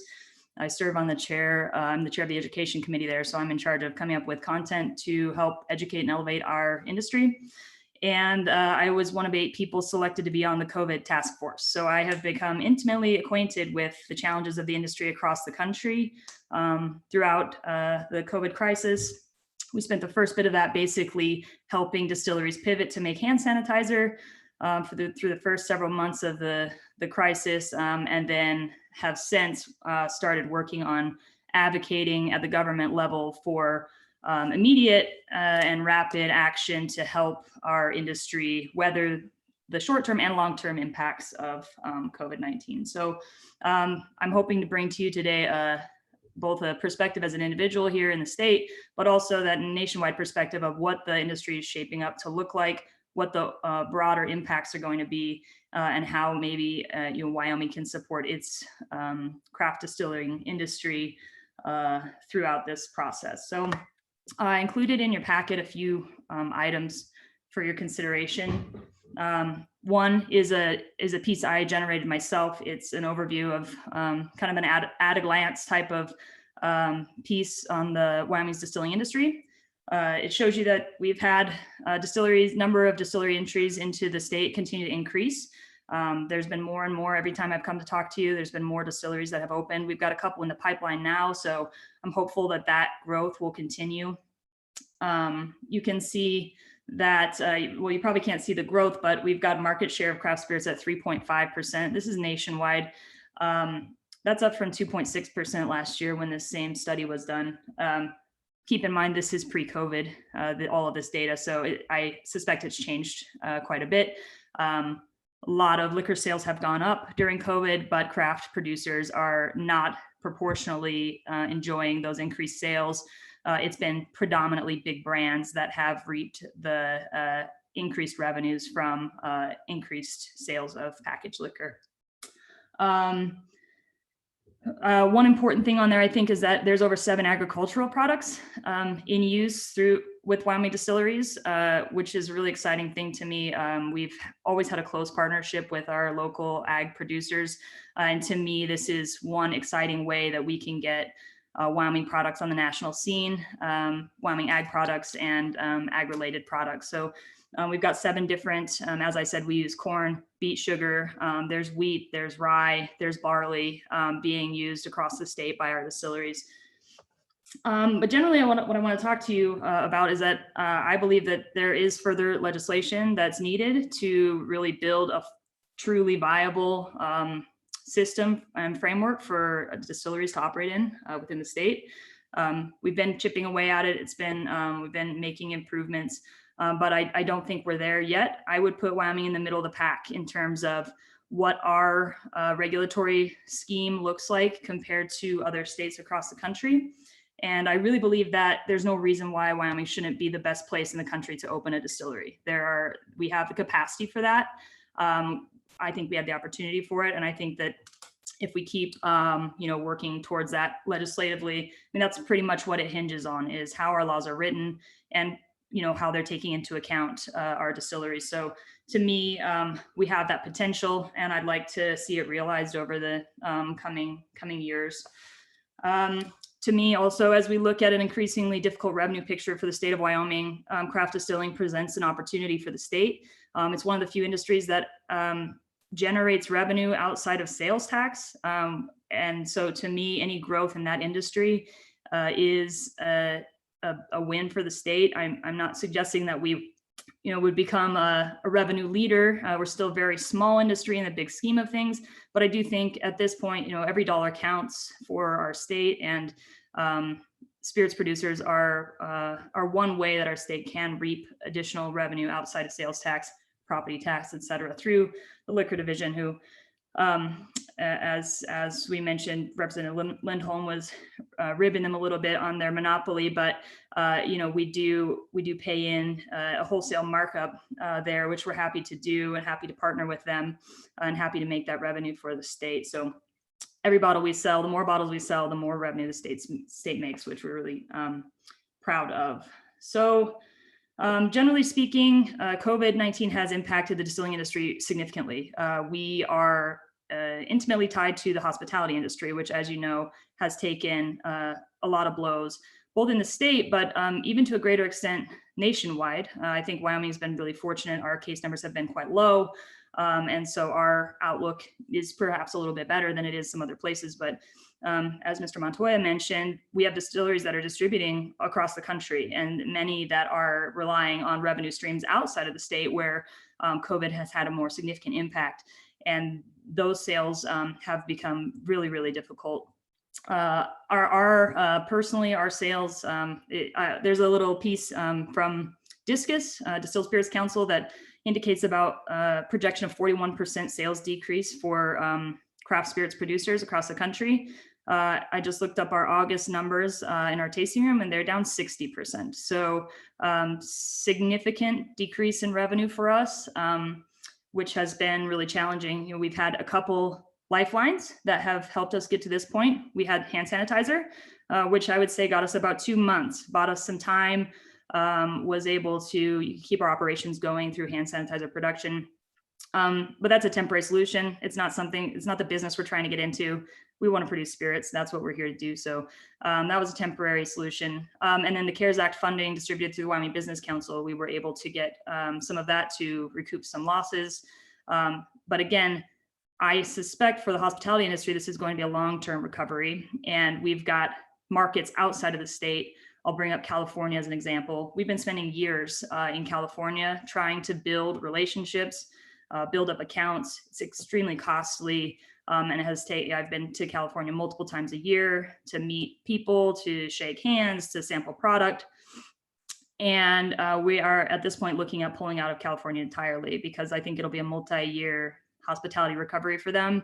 All those relationships that we've made, there's been mass layoffs. Many of those people are no longer in positions.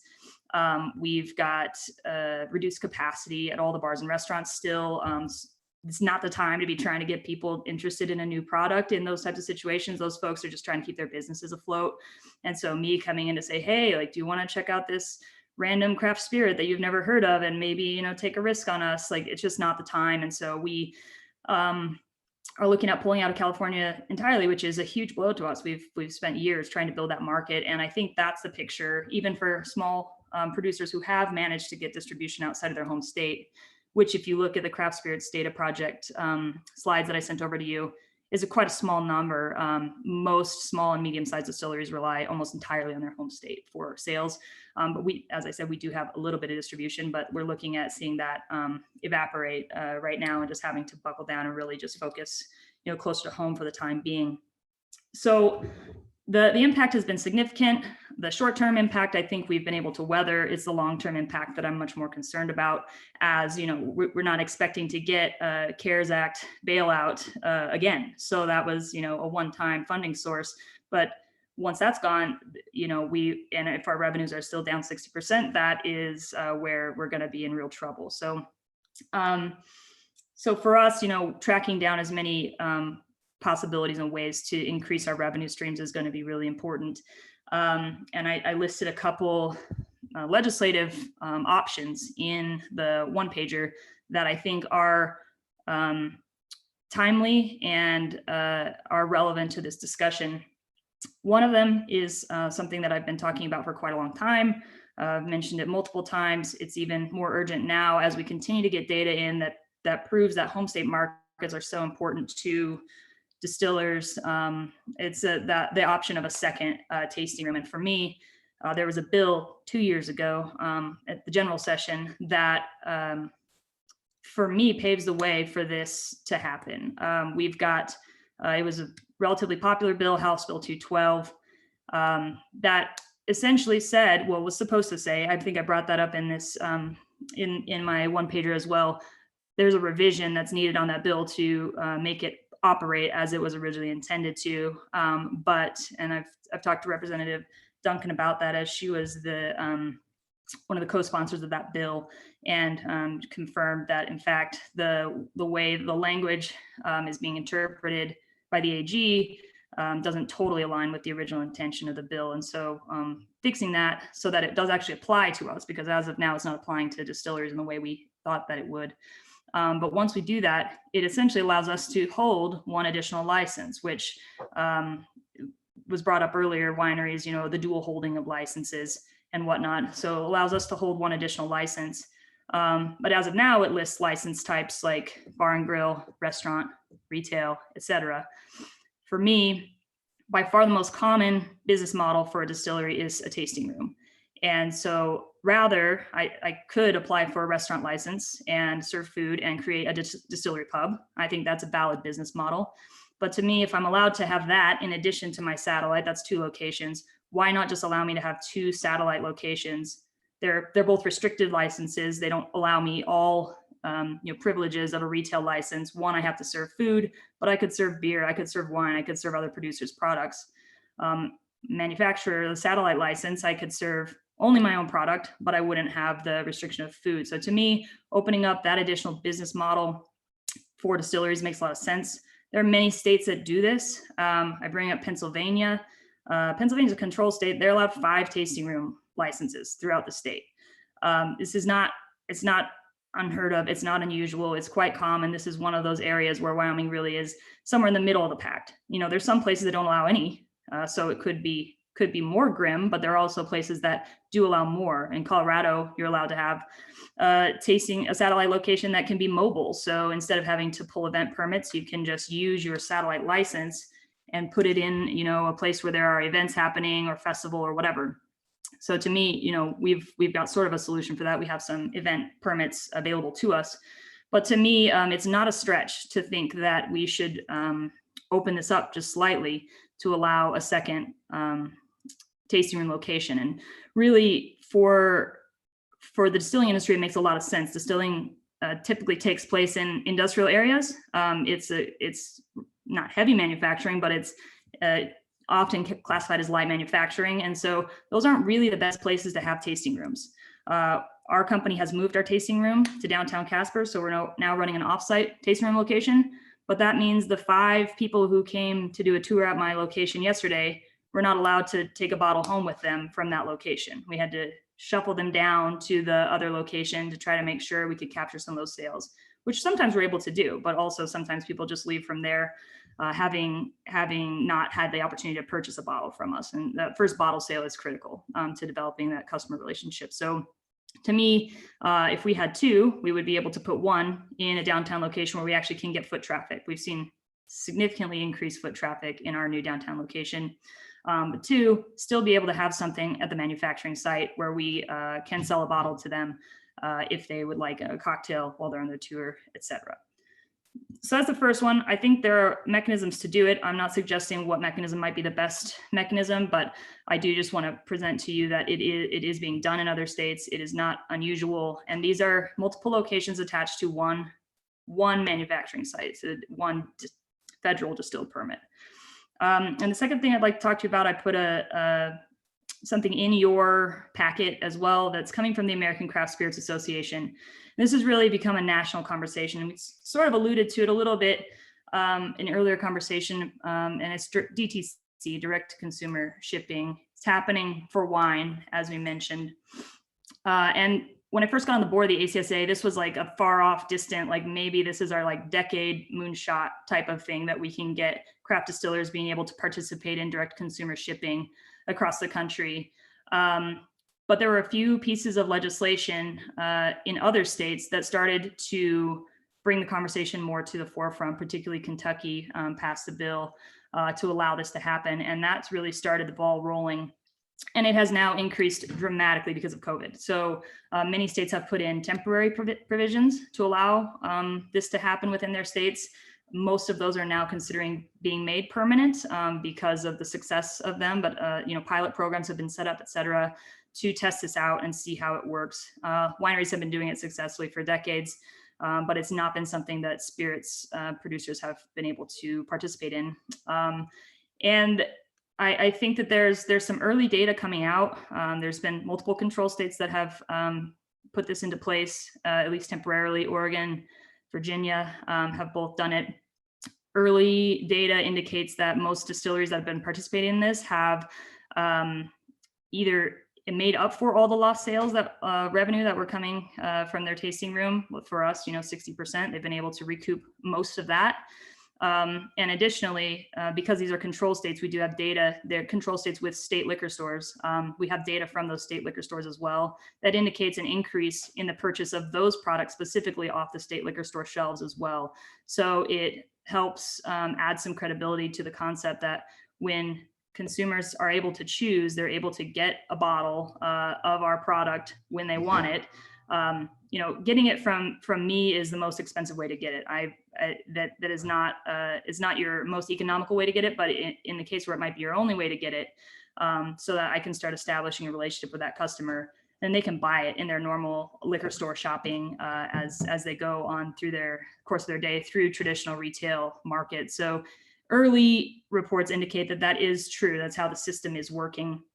And I'll be interested to see as data continues to come out of those states if that continues to be true, because obviously our easiest mechanism to get product to consumers is through retail outlets, but that's not always possible. And particularly when we're talking to people out of state, that's not possible at all, because distribution out of state is incredibly difficult for small distilleries. So having a way to get consumers a product when they've got money in hand that they want to give me is incredibly important. And it provides, it starts to open up this market as we think about our small distillers who rely on their in-state market for 90% of their sales. That's a pretty small market if we're only talking about our one state. But if we can open up other states to Wyoming producers and grow that market for Wyoming producers, to me, it's a huge win for the distilling industry, but it's also a huge win for the state, because I think what we need to do is put in a statute, as it is for wineries, that the wholesale markup still exists, so that Wyoming is reaping the benefits of sending these products out of state via Wyoming producers. So to me, not interested in creating a cottage industry for spirit sales, interested in funneling more spirit sales through our current channels, but getting them to people in other states. So if somebody comes here, they decide I'm their favorite distillery in the whole country and they want to continue to order my product months, years after they've left the state of Wyoming, Wyoming is still generating tax revenue from those consumers. So to me, it makes a lot of sense. I do want to just address the underage concern quickly. Our organization has put this information together in the nationwide scale. We've spoken to UPS, FedEx at the highest levels to figure out what they're comfortable with, what it would take for them to feel, legally covered in terms of shipping to consumers.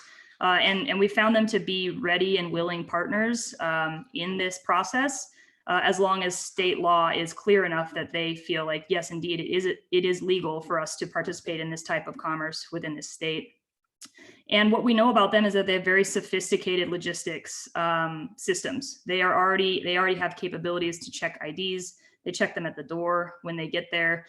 We have tracking numbers. So realistically, it would be the most trackable data that we would have for any spirit sales coming through the state, because I could provide tracking numbers if there was any question that something went to someone underage. We would have signatures. We would have the UPS, FedEx logistics for having scanned IDs, et cetera, which we can't say for really any other type of alcoholic sale that happens through the state. So to me, I don't see an increased risk here in terms of underage drinking because of the sophisticated logistics system of using a third-party carrier. And I would advocate that any legislation mandate that it be a third-party carrier that already has these systems in place, rather than, let's say, Uber Eats or something like that, where maybe they just are typically delivering food, but now they're going to start delivering alcohol and they're not really equipped or set up with systems in place to do that safely. FedEx, UPS, they already are. They already know what they're doing. So to me, those are the two things I would offer in terms of ideas and suggestions to help the distilling industry in the state and to continue to support its growth, and would stand for any questions that you might have of me. Mr. Co-Chairman, go ahead. Thank you, Mr. Co-Chairman. Amber, thanks for lots of things for us to consider. I was a little confused when you said that when somebody toured your operation, that they were unable to purchase a product. Can you clarify that for me, please? Were they at the downtown location and you had to take them out to the industrial park, or vice versa? What was that? Can you help me? Yeah, sure. So thank you, Chairman. Yes, that's right. So they were at our production facility, and a little over a year ago, we made the decision to move our satellite license to downtown facility, knowing that this would be the case. So this was not a surprise to us, certainly, that this would be this. That was a calculated.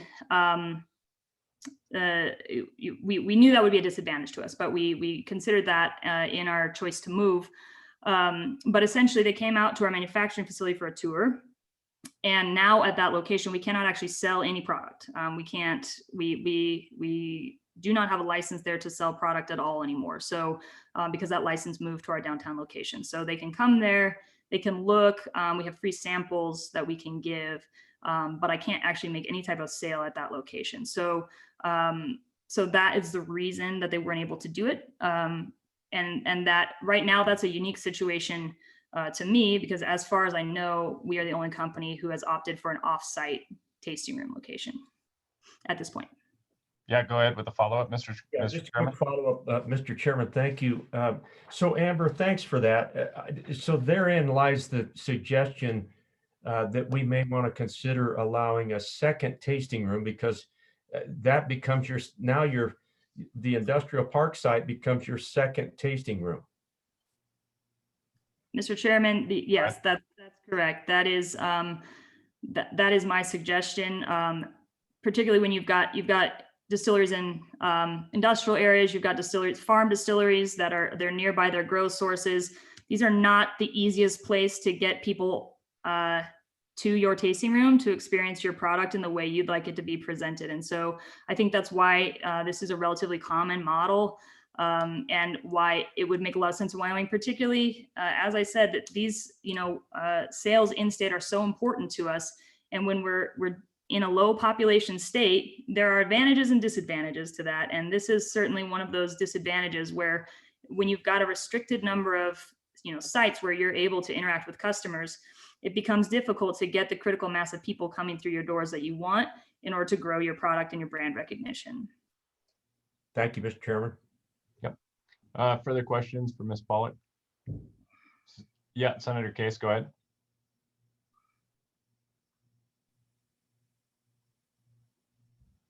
Or I'm sorry, not Senator Case, Senator Scott, pardon me. Yeah, Mr. Chairman, and just thinking aloud on what we've heard, it seems to me that this craft distilling, that as the state's looking to improve our economy, that encouraging this is worthwhile. It's competing with large distillers that aren't in Wyoming. If you take market share from them and create local jobs, that's fine, something that ought to have widespread support. I think as you think about the measures, specific measures, if you're trying to create a demand that will then be satisfied by taking sales away from the large distillers through our normal distribution chains, where, say, the package store will see the same amount of sales, but it'd be some of your product instead of something that's coming out of Kentucky or some other place. That won't cause any opposition from the package stores. If you do it in a way where they're perceiving you as a competitor, then we'll have more difficulty. Also, if you're doing something that is perceived as increasing the total demand for alcohol, that has its own set of issues with the difficulties that we have that alcohol does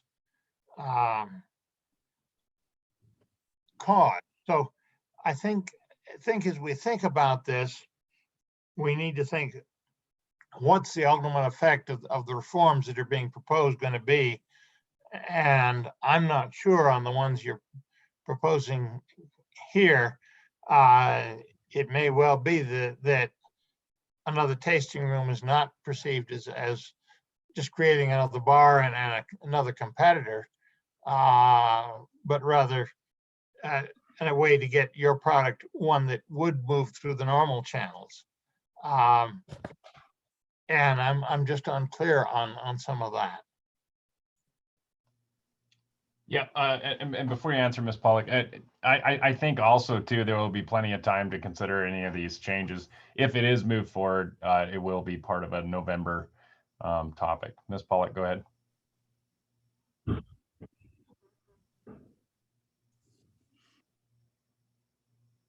Can you guys hear me? Ms. Pollock, go ahead. I think we might have lost her.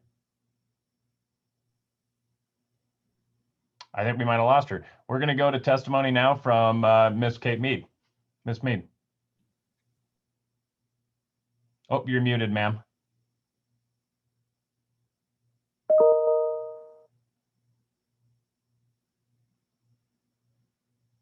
You can hold the space bar too, if that helps. Okay. There you go. Oh, you got to hold the space bar. There you go. Good morning, members of the committee, Mr. Chairman. My name is Catherine Mead. I am the Vice President of Wyoming Whiskey, a small craft distillery located in Kirby, Wyoming. As Amber indicated, craft distilling has really taken a hit during COVID. It doesn't seem like we should, in that Wyoming, for example, as a control state, is up significantly in liquor sales since the beginning of COVID. But as Amber indicated, we are very heavily dependent upon a tasting room model. In our business, especially with the new craft distillery, we released our first product in 2012, and we've been releasing products since then. The old adage is liquor to lips. People really need to taste something in order for them to just go out in a liquor store and go ahead and buy our product. So one of the things that we do, and I'm certain my colleague Amber and her family does, is go out and do tastings, lots of tastings. Of course, during COVID, tastings were pretty much closed down. So any time that you can't get liquor to lips, it makes it very difficult to sell our product. We are a little bit of a bigger distillery, I would say, than Backwards Distilling is. We have distillery license number 1 in Wyoming. We're the first Wyoming distillery. And we do have some national distribution. That has not come easily. The amount of investment in distilling is very significant in our state. We have 10 full-time employees when we're in full production. We aren't currently, because you have to have sales to do full production. And our sales really during COVID have been mainly in Wyoming. Thank goodness for that. The Wyoming Liquor Division has repeatedly purchased alcohol from us during COVID, which was great because there has been demand here. The thing about liquor to lips is anytime you get liquor to lips, it raises all boats. And I'm really terrible about cliches, so that's not quite the correct cliche. I apologize. But when people start liking a particular product, not only will they buy it from us, the craft distillers, but they'll go into liquor stores and buy it. That has been the case as we've seen as our product has increased in popularity across the state and across the nation. You know, Wyoming doesn't have a lot of products, truth be known, that people can like put in their hand. I mean, you can't put a barrel of oil in your hand or natural gas or coal like we have produced for many, many years. But you can take a product from Wyoming, and that's one of the reasons we named our whiskey Wyoming whiskey, and have a great deal of pride in having the whiskey named that way and in providing it not only to our own residents, but to people all across the state so they learn about our great state. We don't have a bucking horse on our bottle, but we do have a bison. So there we go.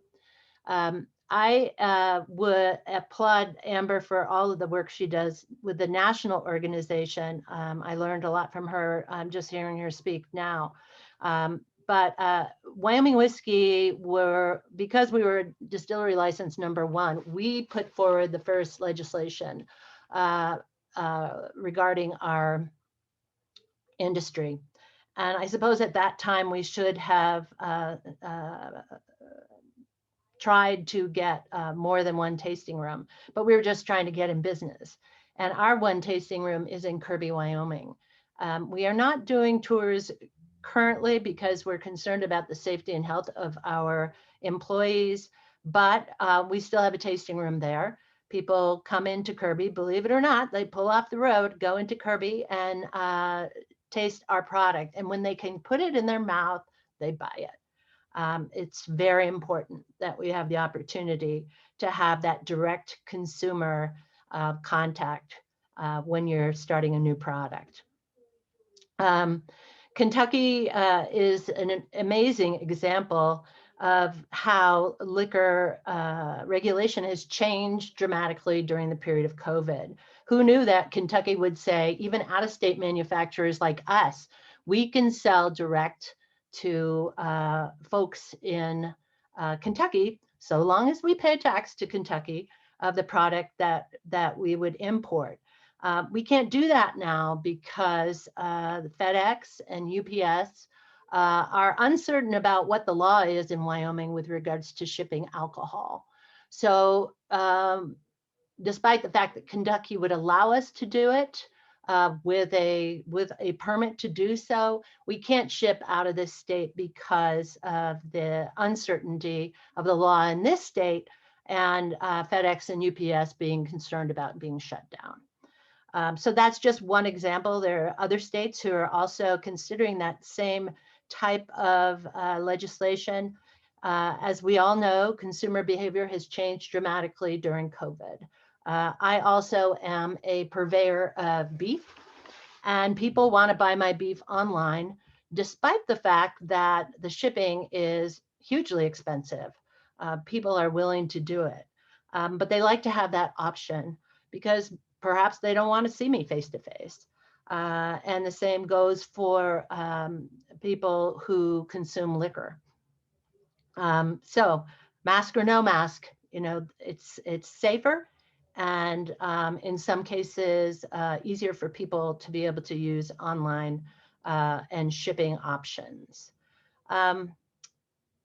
With regards to the second tasting room, I'm a lawyer also, and I believe that 12-2-203GI could simply be amended to add 2 satellite facilities rather than 1.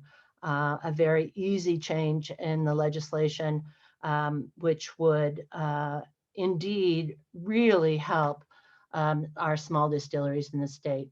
like Amber discussed, we have a farmer in Byram who raises all our grains. He even takes our barley that's raised in Wyoming up to Great Falls, which is the only malting facility in the nearby states, to get malted. Tries to keep it separate, brings it back down to Wyoming at not inconsiderable cost. But it's very important to us to be using all Wyoming products, all agricultural products, Wyoming water, which we rave about, the Madison Formation, which we use up in Kirby, and all those great attributes of our state, including our people who make our whiskey. Every single drop is made in Wyoming.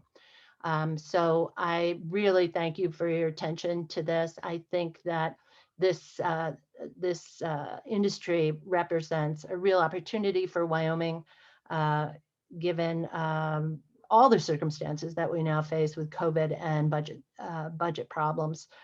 So I would stand for questions if any of you have any. Thank you so much for listening to me. Questions for Ms. Mead or Ms. Pollock? I'm not seeing any. Ladies, really appreciate the testimony and your ideas. If something's moved forward, I'm guessing part of it kind of fits in one bill, part of it fits in another bill if that does happen. Yeah, so thank you very much. Really appreciate it. We'll keep you in this room until everything is settled. Now going to the Director of Revenue. Director Noble, would you like to testify at this time? Thank you, Mr. Chairman. Dan Noble, Director of the Department of Revenue. Thank you to the committee for allowing us to be here today. I've got a couple of things I'd kind of like to clarify. Number one, it is, first of all, the laws that have been put in place as it relates to this type of activity are not designed to interfere with commerce. It's basically an issue associated with trying to, while stimulate business in the state, recognize that we need to be fair to all players. And that if we're to do tasting rooms, the fact is you get too far into this, you end up with opening up constitutional challenges, things associated with the Commerce Clause, restricting it only to in-state vendors, as opposed to allowing any manufacturer to bring in a tasting room and do it that way. Then you start talking about moving from manufacturing, if you will, into retail, which is also an issue associated with the Tide House laws. You're taking over two actual sectors at that point in time. Now you can probably look at it today, and most states are probably in somewhat of a violation, even though what they're really trying to do is to stimulate small businesses in the state. And I think that's a laudable idea. But there's other ways to deal with it. One of the things that in the testimony was that putting liquor to lips is a way to sell product. Well, there's 1,330 retailers in the state of Wyoming who are selling these products, and there is not a restriction as long as you have a representative from your organization that is representing that product come in and perform a tasting right there in those retail establishments. It can happen today, and it does every single day. We send out samples from the liquor division all over the state to do exactly what was being described there. So that's a very effective way. And as a matter of fact, all of the big manufacturers, everybody does it. The fact still is that it is not restricted even today. If you want to have your product sold on those shelves, it is certainly doable today to go into any retail establishment that's going to have you and help to sell the product for them. The other issue is that somehow this is somehow being described as a hospitality industry.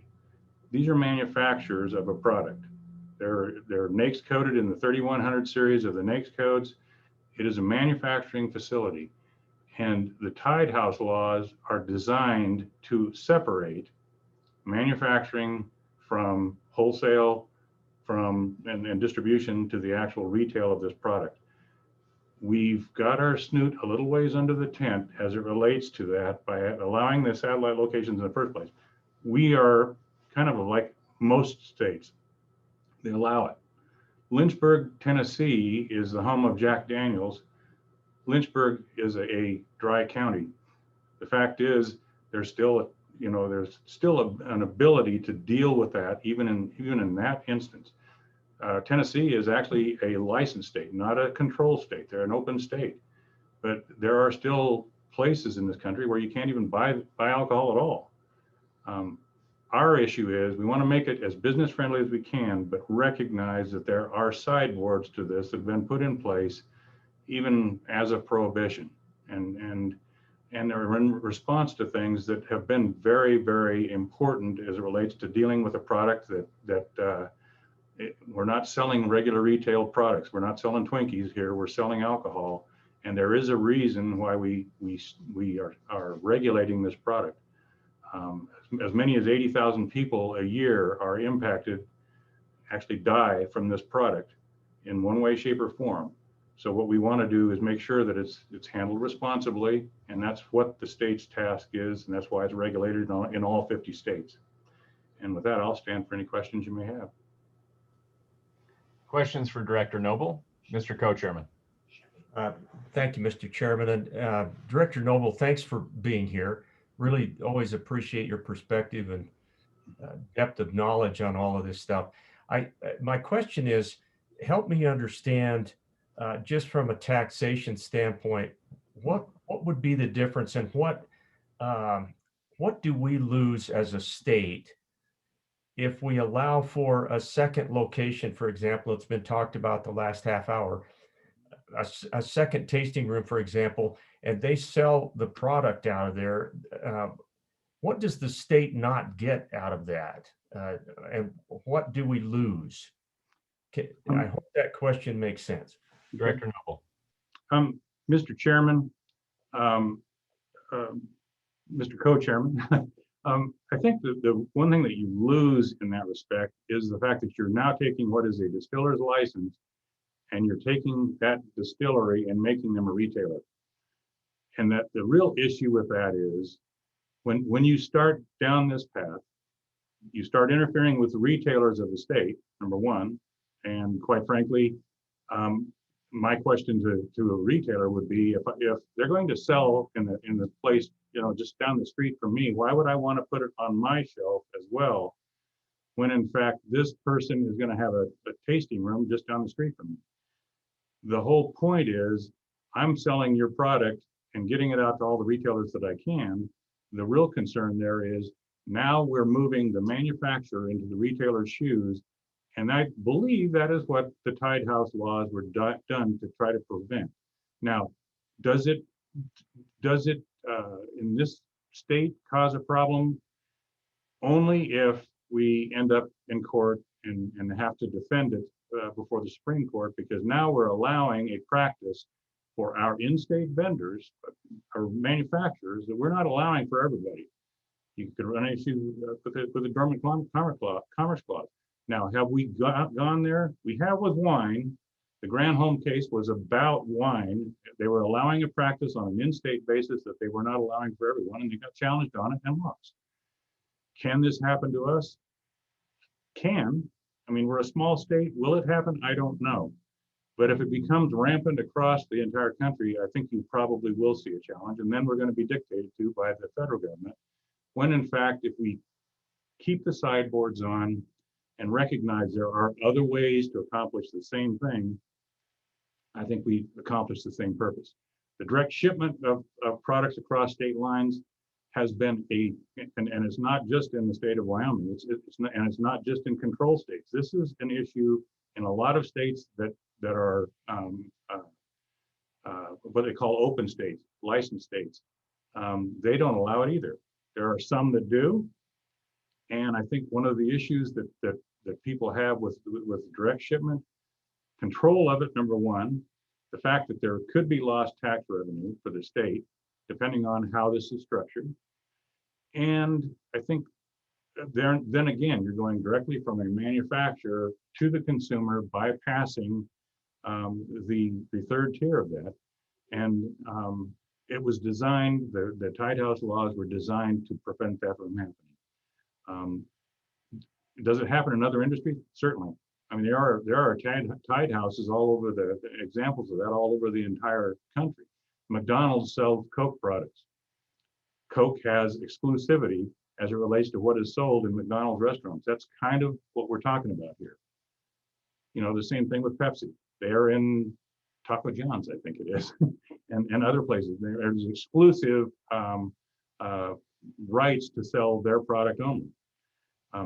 It has been a federal law to try to avoid that as it relates to alcohol sales because of the abuses that happened prior to prohibition. Thank you, Director. Thanks, Mr. Chairman. Yep, go ahead. Senator Scott.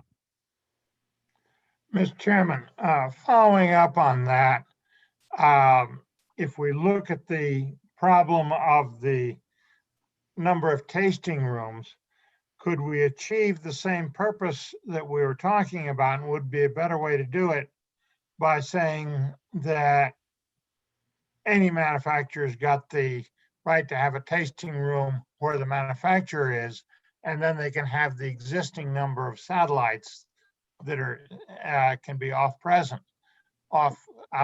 premises, instead of just expanding the number of total tasting rooms. Can we achieve the purpose there without getting ourselves into further trouble that you described? Mr. Chairman, go ahead. Senator Scott, that's actually already available.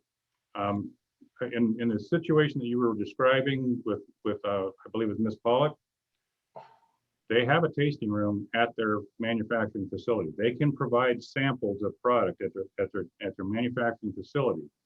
They just can't sell bottles at their facility. They would have to route them or direct them to their satellite location, which they can sell bottles and other items as well.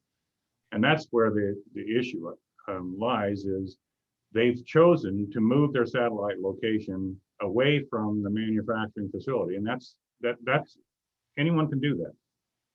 Mr. Chairman. Go ahead.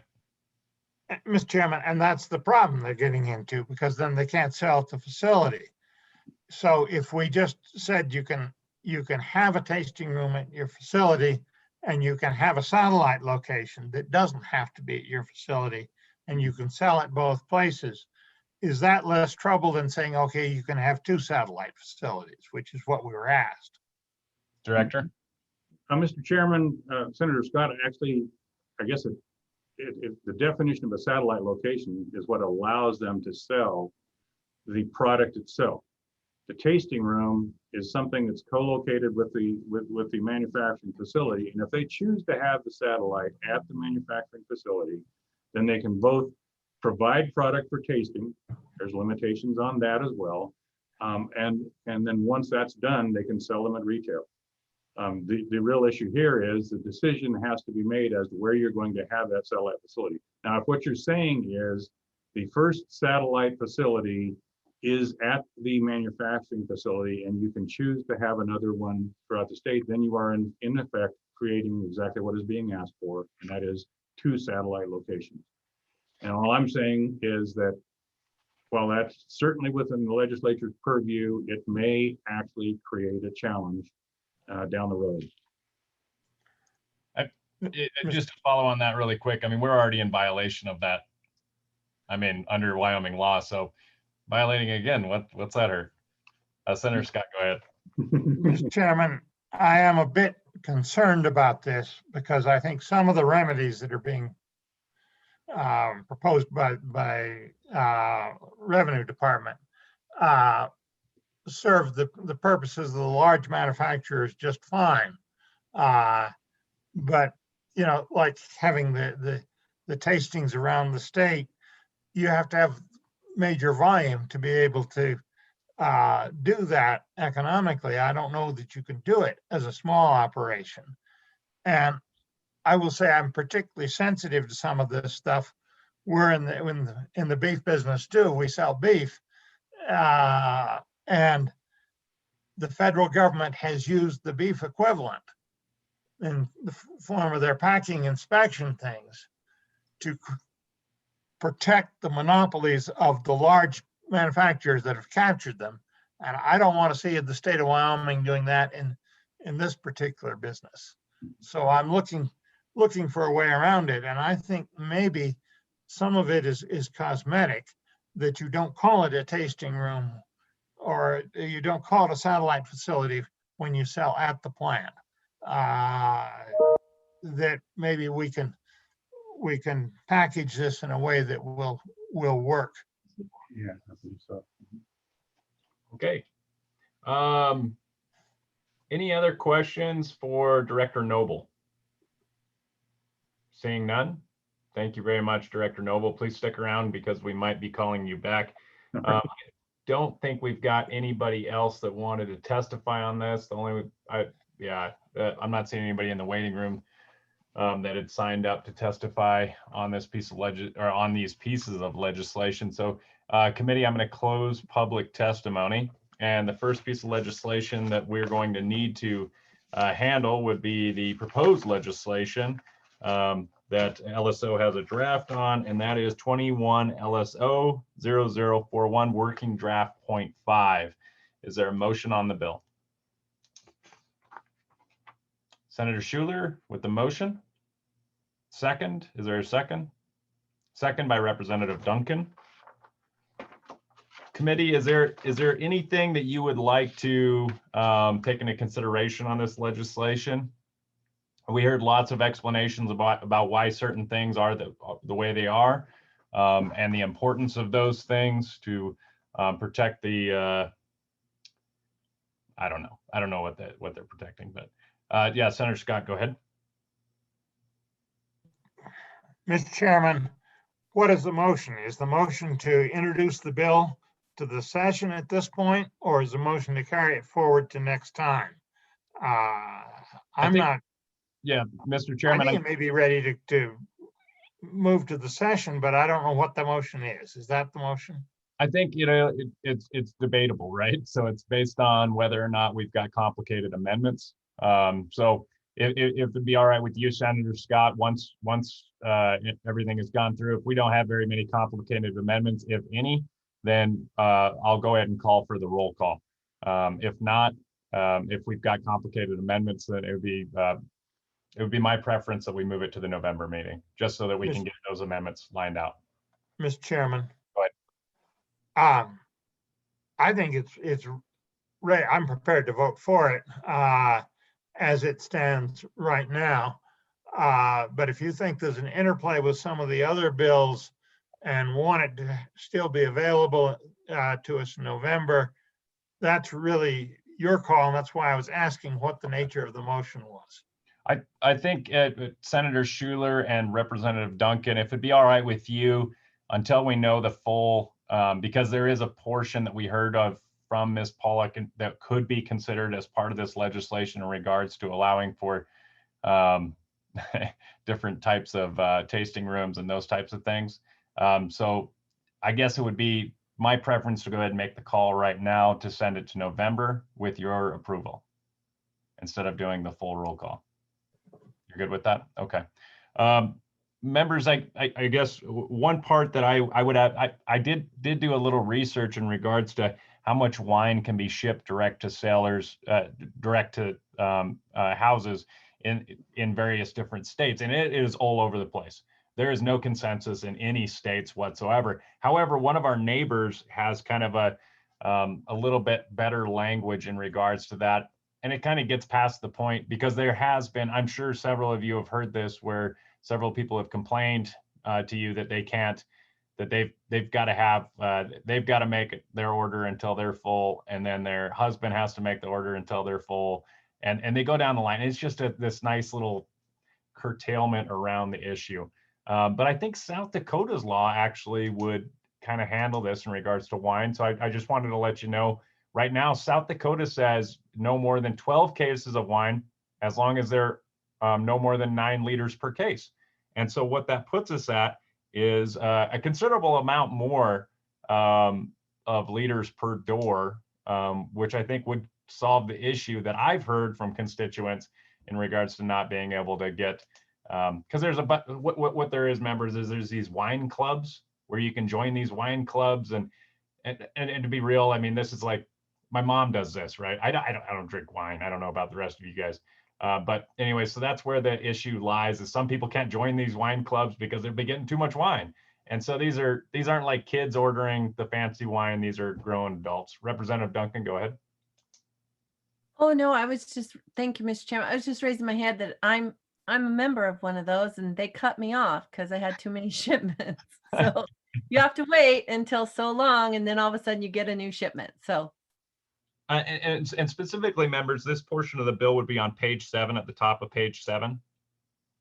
If you were looking for that under lines 1 through 4. And I would certainly entertain a motion to change that to 12 cases of wine containing no more than 9 liters per case per year at each doorstep if somebody wanted to make that motion. Representative Duncan, would you like to make that motion? That's a motion by Representative Duncan. Is there a second? Second by Representative Clifford. Any comments or questions about that amendment, committee members? Mr. Co-Chairman, go ahead. Mr. Chairman, thank you. Like you, I've heard a great deal about this particular provision. So I'm not sure that we want to open it up quite as wide open as it sounds like South Dakota is, but that's a good placeholder. And I think good call to send this to November and we can visit a little bit more about it. So thank you. Representative Clem, go ahead. Yeah, thank you, Mr. Chairman. I don't know if I'm necessarily opposed to this. I wonder why we put a cap on it at all. I mean, really, this is just for one manufacturer, right? So if this is your favorite manufacturer, I mean, you could do, if there's thousands of manufacturers out there, you could essentially get 36 liters from all those manufacturers. So I don't know why there's a restriction at all. I guess it just doesn't make sense to me. It's just saying that, why do we put a restriction on one manufacturer in particular if that's someone's favorite? So, I mean, I'm not opposed to the amendment. I just don't see the use of it really. I mean, we're not restricting anything because you can go to another manufacturer and get 36 more liters under existing law. And another one, and after that, and another one after that. It just doesn't make any sense. So thank you. Representative Duncan, go ahead. Thank you, Mr. Chairman. It actually links back to your address too. So if you have to use a different address. Senator Scott, go ahead. Mr. Chairman, if it's permissible, I'd like to ask Mr. Mosier or Mr. Montoya, is this going to introduce a controversial element in this bill that would make this a difficult bill to pass? In other words, should it be a separate bill, or is it not going to create a lot of controversy and something we can do here is just simplifying the world for people? Mr. Chairman, if I may, Senator Scott, thank you for asking that. Yeah, with something like unlimited, on the other hand, if we're worried about increasing access to alcohol, going unlimited wine shipments, I think would be a concern. But my concern is if it's too high, we'll end up opposing our own bill that we helped write. I mean, the idea is to make this bill so it's kind of a kumbaya moment for everybody. And as Senator Scott mentioned before, I mean, this is existing statute. Our idea was to streamline and fix and organize. And this is a significant, to me, change in policy, especially if we go any further. So not that we would oppose it, but I think the possibility, as mentioned before, of making this a separate bill would be more laudable. And the same would be true with the distiller's language. I mean, obviously, if you go forward with some of those, we would be opposed to it. And I really don't want to be opposed to a bill that we helped work together to write. Separate legislation might be wise for the same reason that our second proposal is a piece of second legislation. So thank you for asking. Mosier, you're speaking on behalf of the Retail Liquor Association. Is that correct? Yes, I am, Mr. Chairman. Okay, not on behalf of the Wyoming Division of Liquor. No, I'm not nearly bright enough to speak on behalf of a state agency. Senator Scott, go ahead. Mr. Chairman, at this point, I think I'm going to urge adoption of the amendment. I think it will help us pass the bill, but I do think if we go too far, and particularly I think the distillers thing may be need to be a separate bill. I think if we go too far, we could make this bill controversial. I don't think your amendment does. Let's put it in and see. Okay. Any further questions? Senator or Representative Clem? I just Yeah, have thank you, Mr. Chairman, just responding to the whole access issue. I don't see how this is increasing access, because you could essentially order unlimited shipments of wine. You just got to make sure it's a different manufacturer. So I don't see the access issue. In fact, if anything, I see this as actually a better safeguard from what we heard in testimony, as far as shipments and requiring IDs and signatures and tracking numbers. I think it's actually more secure. And so I actually think this is probably a better route to go, because we certainly don't just have this type of scrutiny when it comes to even retail purchases. So I like this. I think it's trackable and it's better, and I'm for it. Mr. Hewitt, do you understand the amendment? Mr. Chairman, my understanding of the amendment is to change at the top of page 7 the total amount of wine that can be direct shipped to a household by one manufacturer. The current law is 36 liters from that manufacturer in any 12-month period. The amendment as proposed would be to change that to 12 cases of wine, no more than 9 liters per case, which I think is 108 liters per year. If you're looking to change it to a calendar year rather than any 12-month period, that's certainly a decision the committee can make. Okay. Is that does that meet your muster, Representative Duncan? Thank you, Mr. Chairman. I'm trying to decide whether 12-month versus calendar year, what advantages would that be? I think the way I understand it is that 12-month is then a rolling accumulative, versus a calendar year is you've got a hard stop when it comes December time period, whereas the rolling average would be the way our language is currently written during any 12-month period.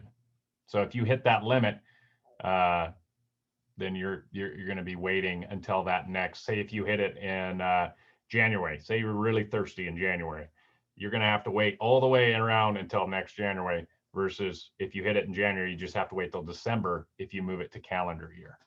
Would be my understanding. Would that be correct the way you understand it, Mr. Hewitt? Mr. Chairman, yes, there is that implication in changing the 12-month period to calendar year. So, Mr. Chairman, Representative Duncan, would your motion contain the calendar year language versus 12 versus the 12-month? well, period? for me personally, Mr. Chairman, I would prefer calendar year, but as far as statute being consistent and clean, I guess I would defer to my second or the committee, but I would prefer calendar year. Representative Clifford, would you be accepting of calendar year versus 12-month period? I would do any 12 months, the rolling 12 months. The rolling 12-month. Senator Scott, did you have a question? Mr. Chairman, I would, if it's currently a rolling thing, I would recommend we leave that alone. The fewer changes we make, the better chance we'll have of passing it. You get arguments on both sides, and you try to change two things, then you get arguments against on both sides. And we do have Mr. Mosher nodding his head in agreement, so that I think that helped. Representative Duncan, Representative Clifford, are you accepting and keeping the during any 12-month period language in place? I see that as a yes. Okay, so members, the motion is to change it to 12 cases of wine containing no more than 9 liters per case. Any other questions or comments about the amendment? Seeing none, all those in favor, please raise your hand.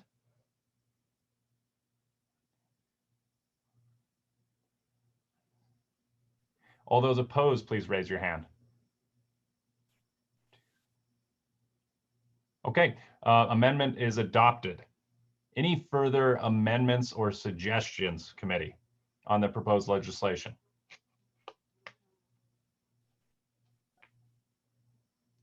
I'm not seeing any, but we're still going to send this forward to November in case there is any further amendments that come up over that time. Mr. Co-Chairman, go ahead. Mr. Chairman, just real quickly, I thought Representative Clem did a good job of drilling down at the top of page 18, and just wondered if there was any desire to pull language in that was suggested by Mr. Moser. And then in addition to the language suggested, that's where we could put in an age restriction right there. I didn't know if the representative still had an interest on that front, but didn't want to pass it by. Before we get to that, I almost forgot at the top of page 17, the request on line number 1 was to change premises to building. And that's just to be to clean up the legislation that we had drafted several years ago. And this is one of those areas that we did not catch. Is there a motion to change premises to building?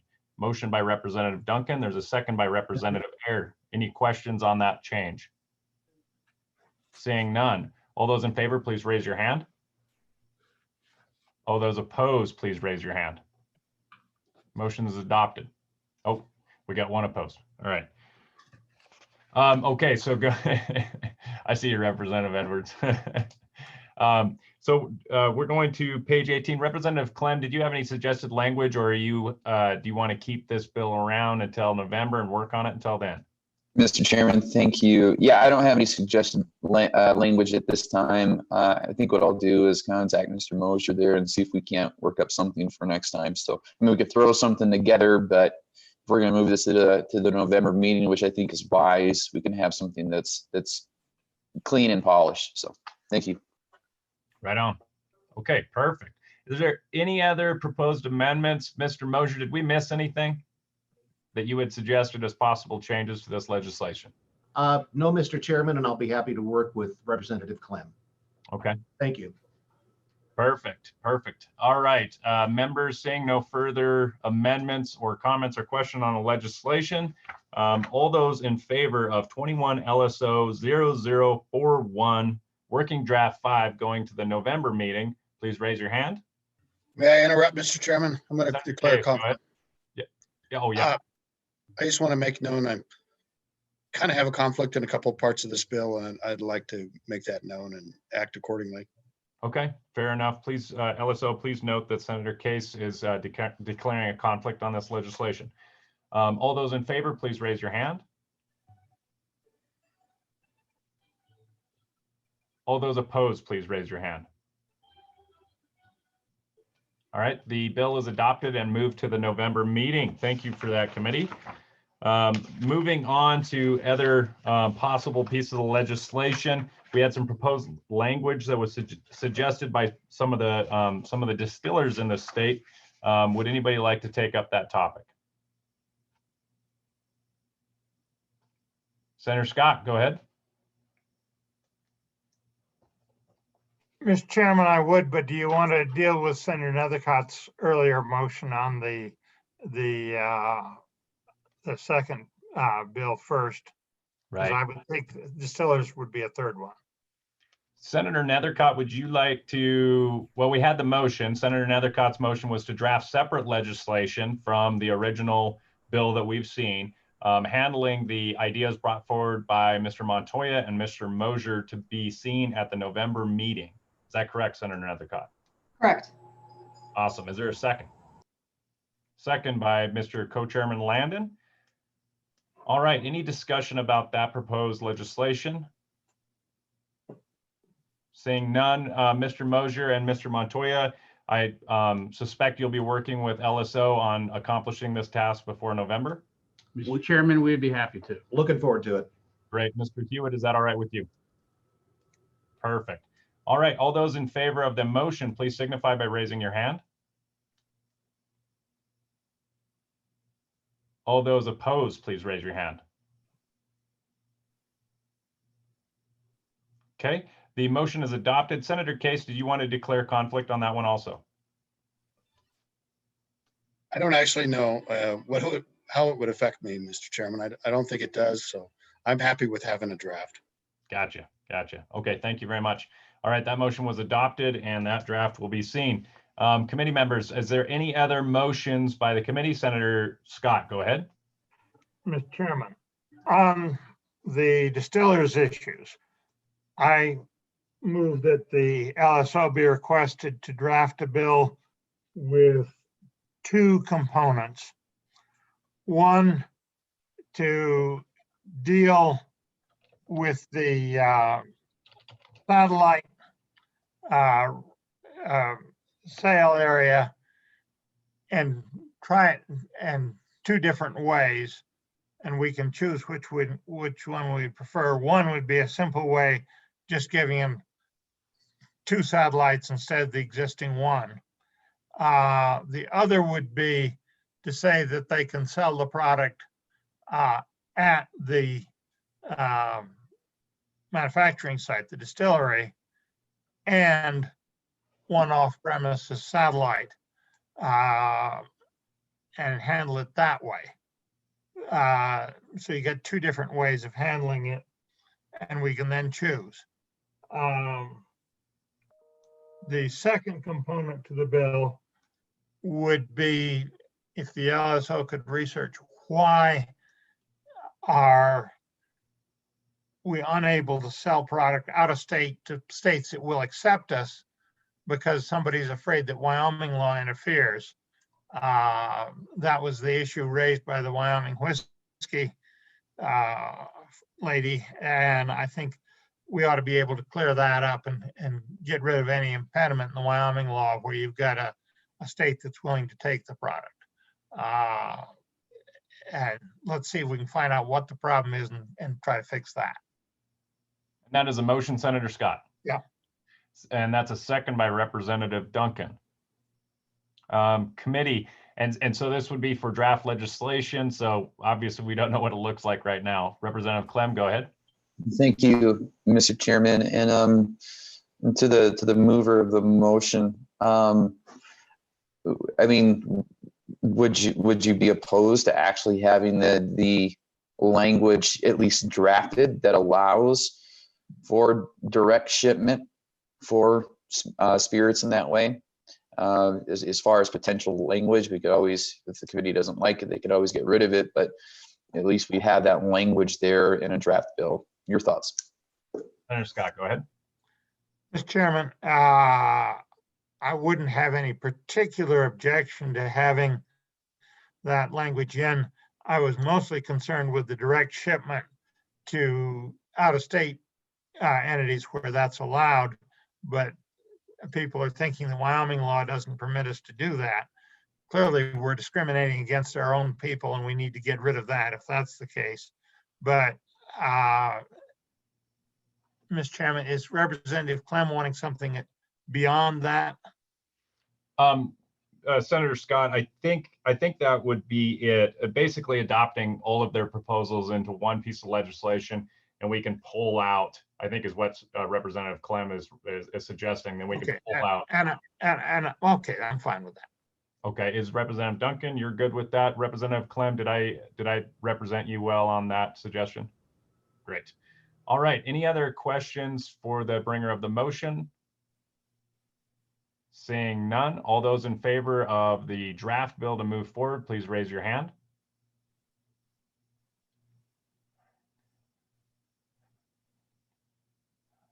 All those opposed, please raise your hand. Perfect. All right, the motion has been adopted. Any other motions or comments or questions? I'm not seeing any. We're going to go ahead and close this issue. Thank you very much to Amber and Ms. Mead and the Division of Liquor and the Department of Revenue and the Liquor Association and everybody for piling in and being really patient with us, and especially to the public, because we went a little over on that. But that is that's what we do here in the Corporations Committee. We tend to go over. And also thank you very much to Ms. Mead for attending. Really appreciate it, everybody.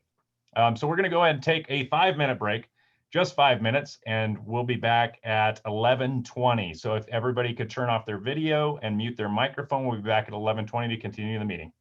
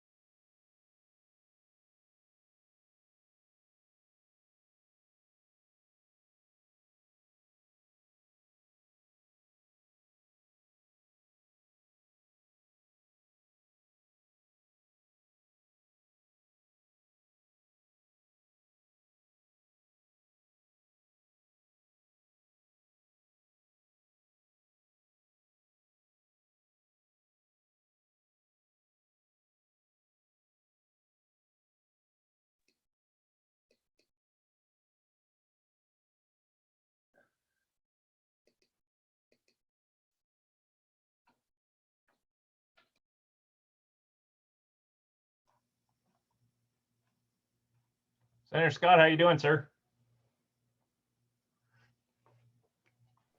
Fine.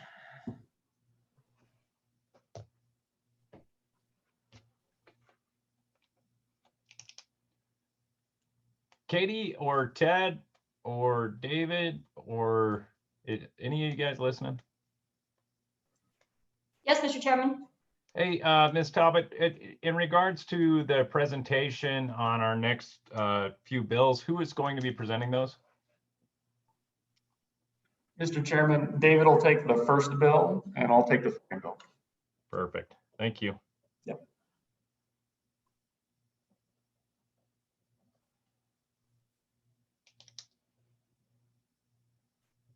Okay, 11:20.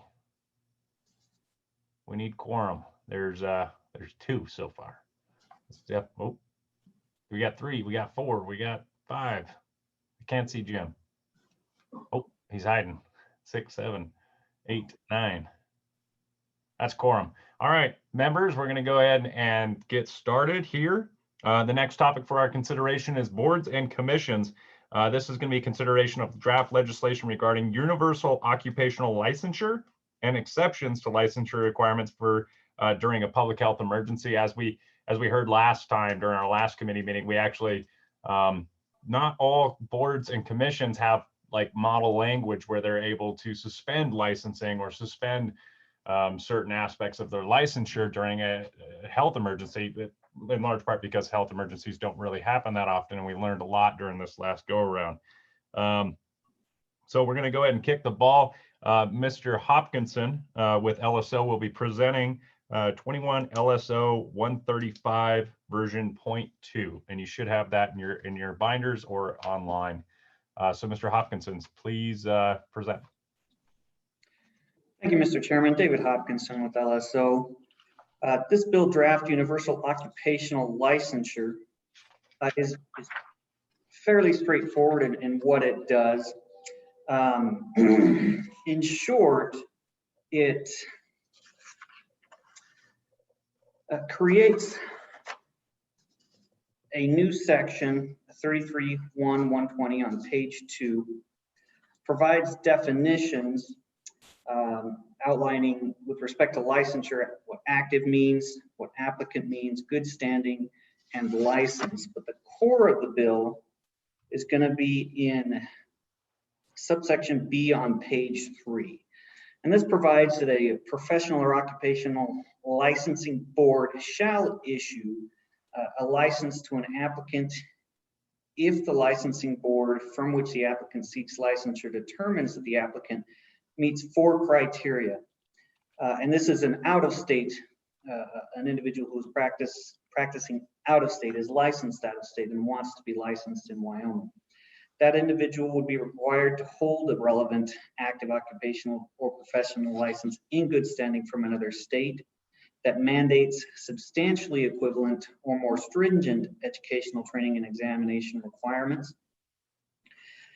That is under paragraph 1. On page 4, paragraph 2, the applicant demonstrates competency in the occupation, which is determined pursuant to rules that the licensing board would adopt, and includes considerations such as continuing education, recent work experience, disciplinary actions, prior licensing examinations, things of that nature.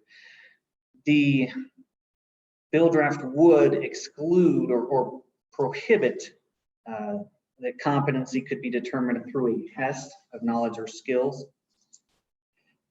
Paragraph 3 provides that the person has not engaged in any act that would constitute grounds for refusal, suspension, or revocation of the license. And paragraph 4, they'd be required to complete all required application procedures and pay any required fees. Subsection C simply provides that relevant work experience of an applicant, including full-time, part-time, volunteer, or otherwise, may be credited as work experience.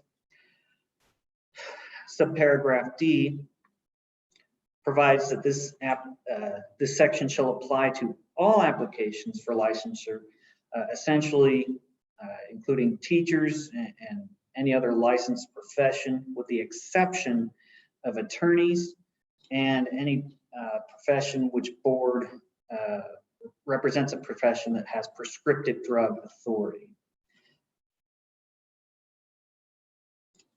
Subparagraph E simply provides that nothing in this section should change or limit the privileges of a military service member seeking their licensure under 33.1.116 or operating under 33.1.116. Section 2 of the bill simply amends the temporary permits for military spouses, section 33.1.117, and much of the language in this new section, frankly, is taken from that military spouse section. So what you see there are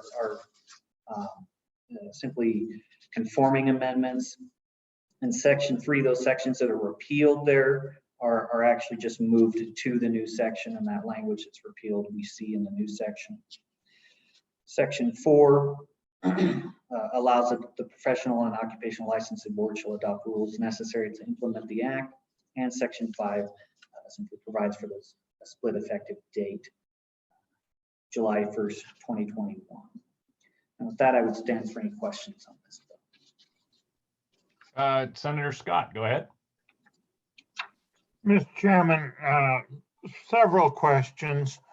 First, if this bill should pass in its current form, what happens where a licensure board has specific provisions in its licensure statute that are already there for bringing in people from out of state? Does this govern, or does their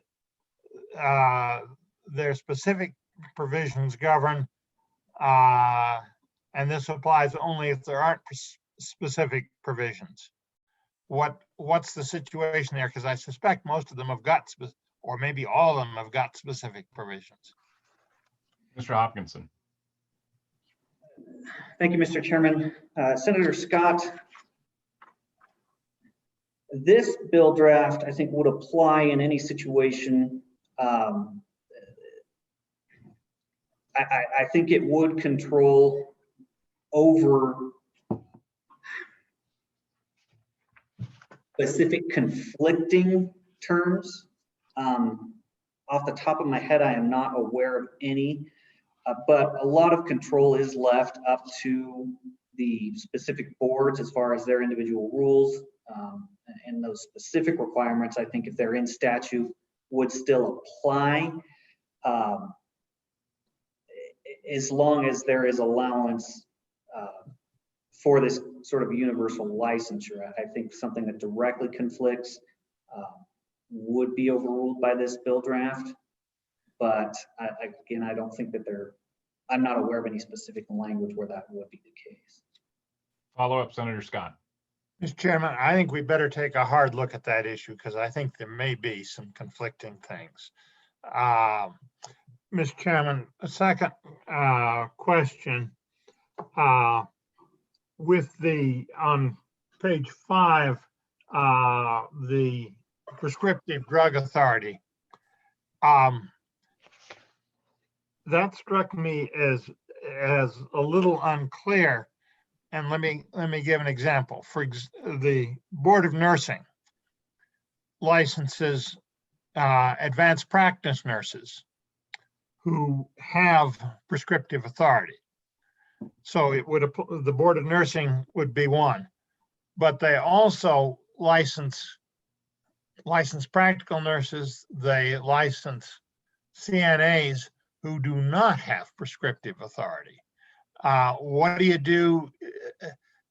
Does this apply to them for those, or does it apply because they have prescriptive authority for some of their occupations? Is anything that board does exempt? The language is a little unclear. What is it as it stands now? What does it mean? Mr. Hopkinson. Thank you, Mr. Chairman. The way I would read that language, and frankly, this language is an existing law with respect to military spouses. I'll be honest, I am not 100% sure how they have interpreted that. But I would agree that the way it reads, that it would apply to the board, not necessarily to the specific profession. So with the example of nurses, it would apply to the nursing board. In other words, this licensing bill would not apply to that board, regardless of the underlying profession. I guess, and I'm just going to step in a little bit there. I think it technically, because a lot of this language is pulled from existing language in regards to our active military and their spouses. So I'm guessing the board's probably, I mean, we're going to have to wait and see if the boards want to testify on this, but I'm guessing they've already got rules written in regards to how to handle active duty or their spouses. I guess. Representative Duncan, go ahead. Thank you, Mr. Chairman. So I have concern and issues and questions with this because it seems there's a big difference, for one, between an occupation, a trade, or a profession. So those are different when it comes to licensure. For example, attorneys are pulled out, and prescriptive drug authority is pulled out. The issue I have is as a realtor, we have to comply for state law with our license. And we have a whole section that in order to get our license, we have to take the Wyoming law exam part. We have a lot of outside companies and a lot of outside people trying to come in, and they try to come in and do real estate here in the state of Wyoming. And then they end up having a lot of issues, a lot of complaints, a lot of danger to the public because they don't understand Wyoming law because it's drastically different from Colorado or from Nebraska. So that's an issue I have.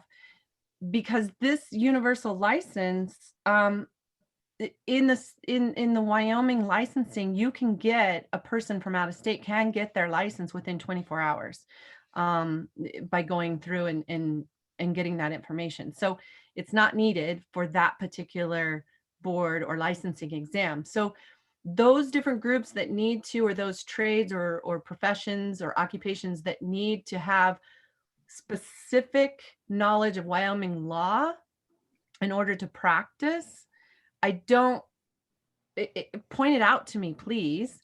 I don't know that that's been addressed in here. So that's a big concern for mine.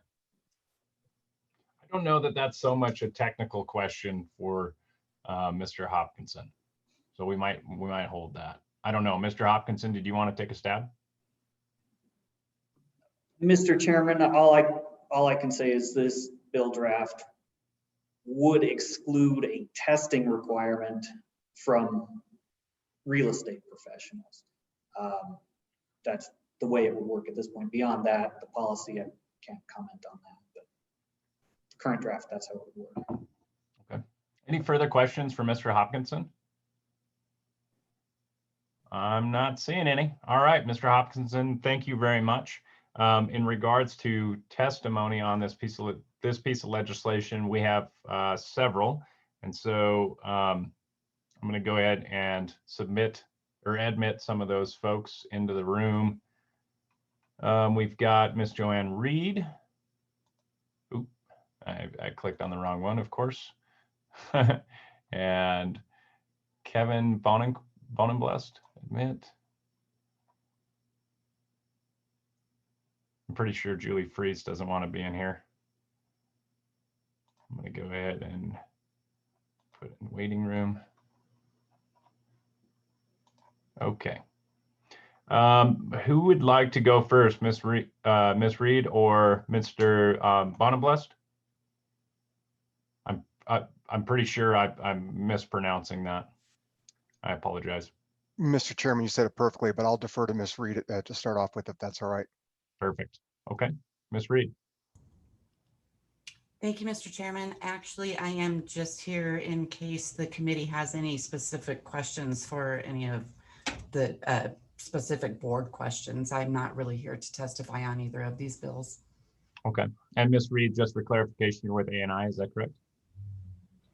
I'm sorry, Mr. Chairman. Who are you with? I apologize. I am Joanne Reed with the ANI Professional Licensing Boards. Perfect. Perfect. I guess I do have a question for you, Ms. Reed, because this already applies for active duty and their spouses. Has that been used at all by any active duty military or spouses? And if so, how has it worked? Mr. Chairman, I am only aware of one board specifically that actually adopted rules regarding temporary license for military spouses, and that is the Board of Physical Therapy. And that has never been requested nor utilized. And I believe that though it was adopted in the rules back in 2014, I believe. Perfect. Okay. Thank you very much, Ms. Reed. Any other questions for Ms. Reed? Yeah, Senator Nethercott, go ahead. Thank you, Mr. Chairman.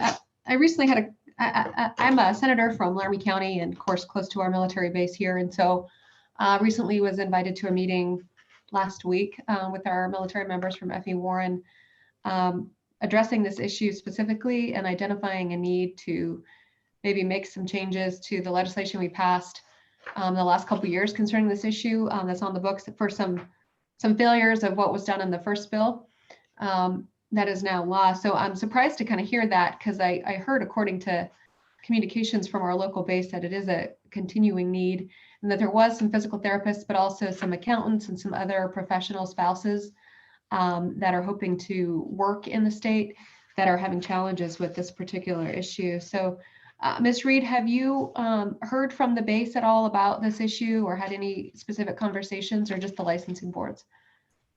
Ms. Reed.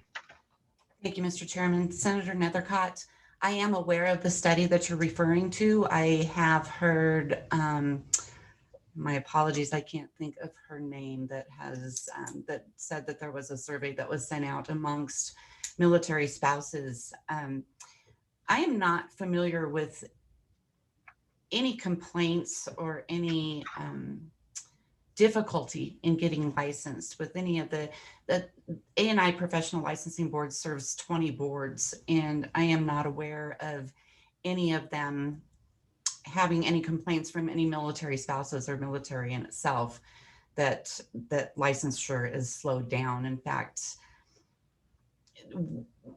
I would say probably 90% of the boards with the professional licensing boards can license within 2 weeks upon receipt of all of the application materials. This bill that's being addressed right now, there is a bit of concern, as Representative Duncan said, that there are a couple of boards that do have the Wyoming law exam that is administered, that this would prohibit. But other than that, I'm familiar with most of the boards in Wyoming, and I know that most of them can license very, very quickly. So I don't think that, I think that may be a reason why we have not received any concerns or complaints regarding licensure of military spouses. Follow up, Senator Nethercott. Oftentimes, I'm guessing this is the situation. Oftentimes there's a breakdown in communication between an agency and the people being affected by the laws that are drafted by the legislature. And oftentimes the legislature is used as that communication piece. So I'm guessing there is an issue. It's just you haven't heard about it yet because they didn't know to go to you. Senator Nethercott.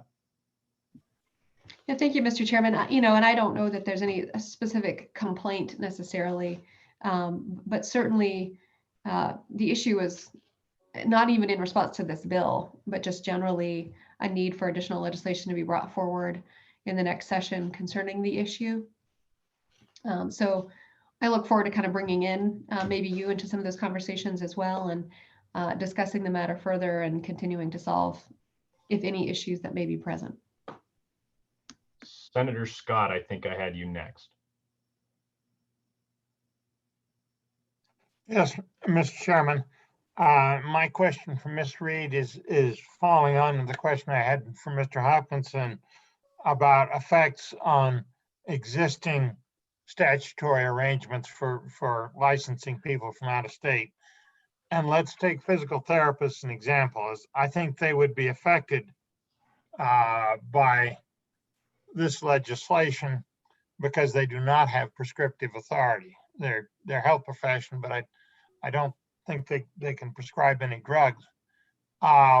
They can license people who've gotten a license in other states. And I know personally that can be done or could be done. I presume it still can. How would a board like that be affected by this law? Would this supersede what they're now doing? Would it change what they're now doing?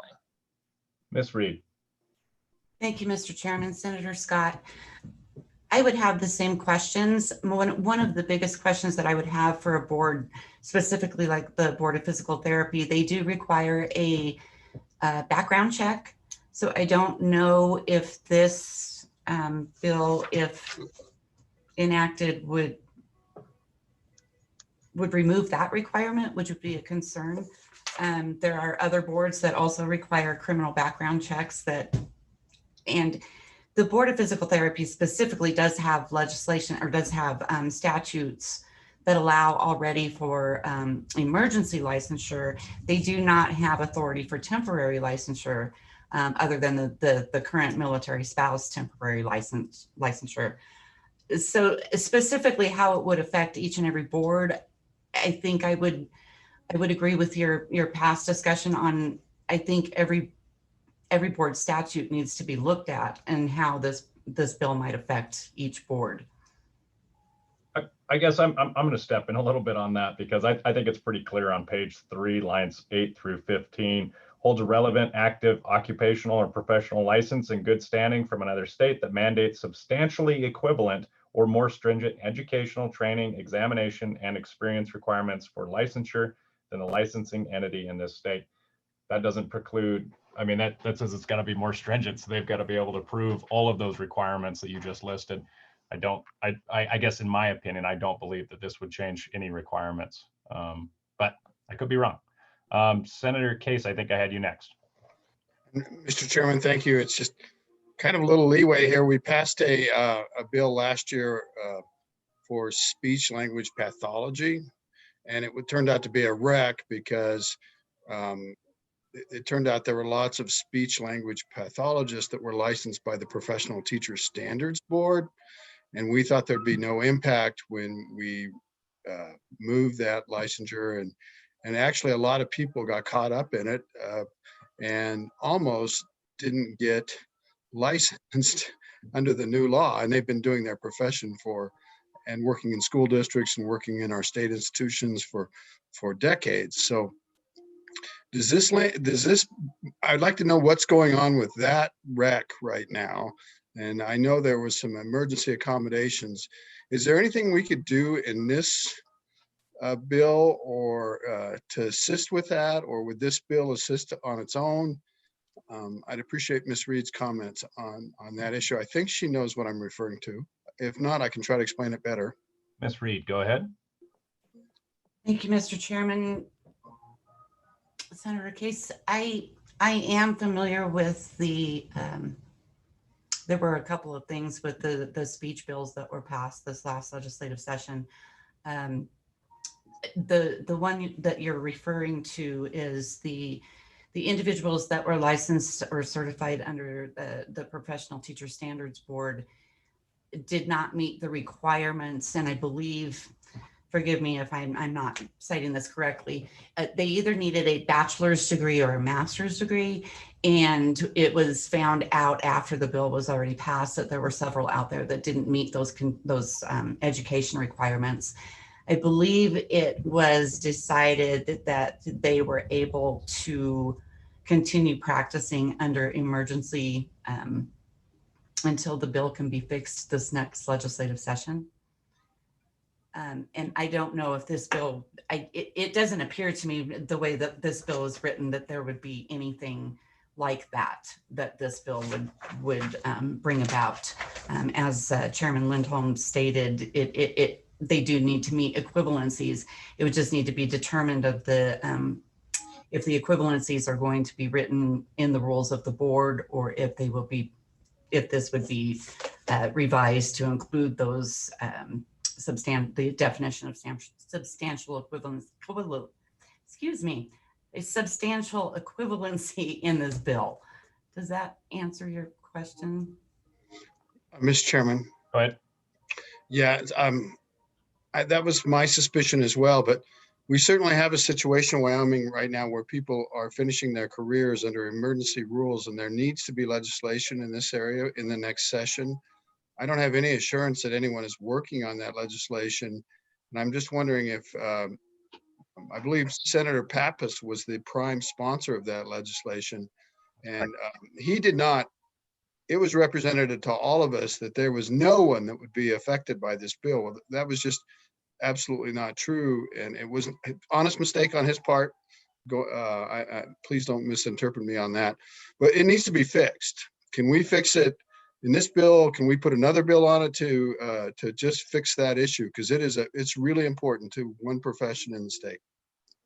Co-Chairman Landon. Mr. Chairman, thank you. And I just wanted to speak in support of what the senator from Lander is talking about.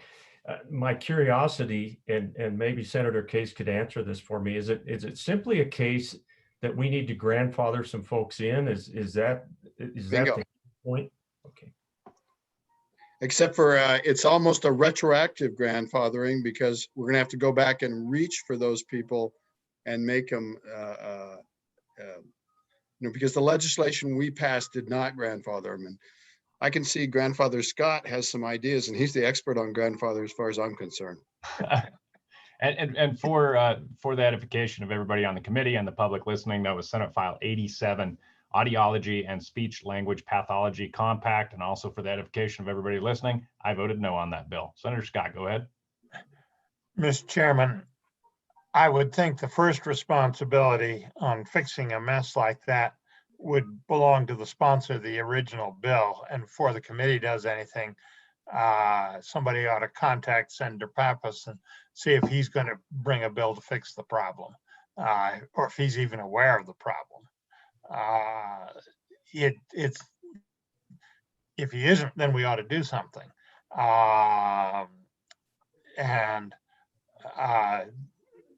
Maybe the Education Committee would be interested too, but I would think that the best thing for us to do on that issue, I don't think it fits in this bill, would be to have the chairman contact Senator Pappas, see if the LSO knows if he's doing anything on it. And if not, have the LSO draft a separate bill to fix that particular problem. At the appropriate time, I think that's a great motion. Perfect. Senator Schuler. Thank you, Mr. Chairman. Yeah, I had a question again for Ms. Reed on page 3 again, when we talked about the substantially equivalent issue. I have a problem with that. I think that number one, it's very difficult to measure. Number two, I wonder what your thoughts are on it, and if it would be better just to take out substantially, just leave equivalent in that part and simplify it a little bit. What are your thoughts on that? Ms. Reed, go ahead. Thank you, Mr. Chairman. Senator Schuler, just a very short note before I answer your question. It's my understanding that Senator Pappas is well aware of the issues with the speech bill, and he is working on a current bill draft for that. So just to share that. Back to you, Senator Schuler. I apologize. The concern with the substantially equivalent, with my experience with several different boards, is the difficulty in knowing what is substantially equivalent and knowing the different laws and rules of the other states. It does take a lot of research when you have, even when you only have one board, to look at all of the different states. That would be my only concern. We do it on several boards because we do have this language with several boards where individuals are allowed to come into the state with a more streamlined application process if they're coming from a state with substantially equivalent guidelines. Senator Scott. Mr. Chairman, further on that question, if you say equivalent as opposed to substantially equivalent, then the lawyers will tell you it's got to be identical, and it's never quite identical. There's always minor little differences. So you need the substantially for the wiggle room.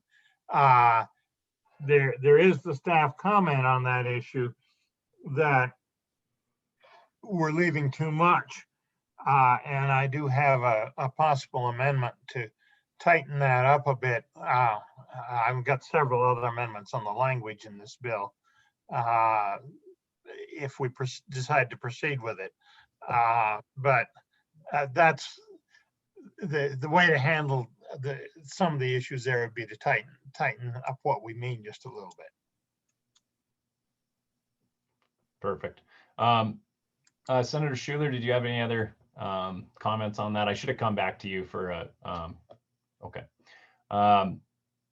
Representative Blackburn, go ahead. Yeah, I just wanted to pick on you. I know you didn't ask a question. Senator Nethercott, go ahead. Thank you, Mr. Chairman. This is another bill that, although I don't want to dominate our third meeting, I think is a good idea for us to move forward into our next meeting. And that would kind of be my position. I think there's a number of issues here that still need to be heavily worked and maybe more, forgive me for saying this, stakeholder involvement. Because I do think that there's additional feedback that we can receive, one from the good Senator Pappas, whereas that might be another bill draft or some other issue that may not be appropriate in this bill. I do think this bill and the scope of this bill warrants us to continue to work it in our next meeting. I think on that point also, I did want to mention that an individual that represents the Realtors Association, Ms. Urbicite, did contact me and say because of the snowstorm recently, which is kind of a weird conversation to have in September, that her internet is out and unable to attend. So I agree, Senator Nethercott, and I think if this bill does receive a favorable motion, then it will be going to the November meeting. We might have to extend that meeting to a 3-day deal. Representative Duncan, go ahead. Questions for Ms. Reed, by the way? Nope. Okay. Any other? Mr. Chairman, I was just going to ask if we have any representatives from the military itself testifying. Do we? No, or at least none signed up. And so that's another good point. If we do move forward with this, then we need to make sure that the invitation is extended to them. If there are issues that need to be worked out, we can certainly do so. Senator Nethercott, go ahead. Yeah, Mr. Chairman, just for information for the committee, I'm aware that the Department of the Air Force and Department of Defense recently just came out with new kind of guidelines for all of the states with military bases concerning this issue. It's called the Support of Military Families Initiative. Probably no surprise to all of us who have seen some of these bills come forward. And so I do know that there's a specific request on this topic. And so I do think that's important that for our next meeting that they're able to come share with us what those needs might be as a result of those new directives coming from up top. Maybe a possible, if the bill gets a positive motion, maybe a possible motion for amendment to work with them on drafting an amendment for that legislation for the November meeting. That way we can just knock her out. Representative Duncan, go ahead. Thank you, Mr. Chairman. I'd also be curious as to if they have any sort of breakdown or information on what particular occupations or what particular professions are more prevalent or more needed versus others, because that may make a difference in this universal licensure and it may alleviate some of the heartache that people like me have. Senator Nethercott, go ahead. It is accounting, cosmetology, EMS, engineering, law, nursing, physical therapy, psychology, and teaching. No realtors. Hey, all right. Representative Duncan's in favor of the bill now. But I'll be sure to get you some of that information. Pardon me. I got corona. No, I'm just joking. I shouldn't joke on these things. Any other questions for Ms. Reed? Seeing none. Thank you, Ms. Reed. Really appreciate your testimony and your work for the state. Mr. Bonenblast. Thank you, Mr. Chairman. I was actually on the call primarily for the next bill, but I would maybe just point out a couple things for the committee as it looks to this forward. And that is that in past legislatures, past session, there was created 33-1-303 A Romanet 2, which gives licensing boards the power to delegate temporary licensure authority to board members or staff to be reviewed at a later date by the full board. So that's one tool that covers a whole bunch of the licensing boards, at least for the short-term temporary type license. So just something to be aware of. It sort of gets lost there in that first chapter of Title 33. Another thing I would strongly recommend is Wyoming's really made an effort to adopt and make use of licensure compacts. In the case of medicine, last fiscal year, fully a third of all the licenses the Board of Medicine issued to physicians were issued through our compact, which is a very fast process. So you may want to also make sure that whatever you do doesn't step on the toes of the compacts that are already out there, have been worked on and are working for the state. But that's all I have at this point, since the Board of Medicine would be exempted from the language as written. So if there's questions, I'd be happy to try to answer them.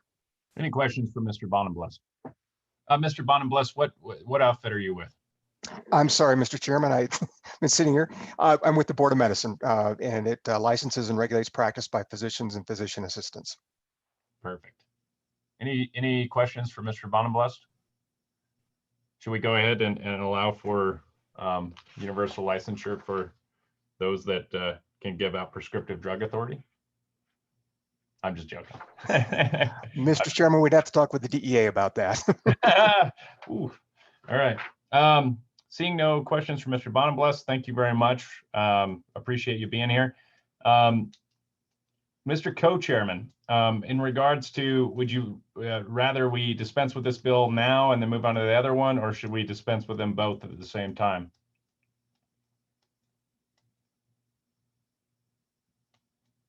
Did we lose him? Yeah, he turned off his video. Oh, maybe it'll hit the other button so you can see me and hear me. There you go. Thanks, Mr. Chairman. My sense was that we could deal with these two bills in a package, but I have had good conversations with the Chairman of Labor, and he has some thoughts, I think, on one or both of the bills. I still think that maybe we can take them both at once, and maybe we move to the second one. What do you think, Mr. Chairman? Yep, sounds good. All right, let's go ahead and run that ball. Then our next presenter will be Mr. Hewitt, and he'll be presenting 21 LSO 0040, Public Health Emergencies Licensing and Permitting. That's version 3. And members, if you'll remember the conversation that stemmed from this, there was actually some licensing boards in regards to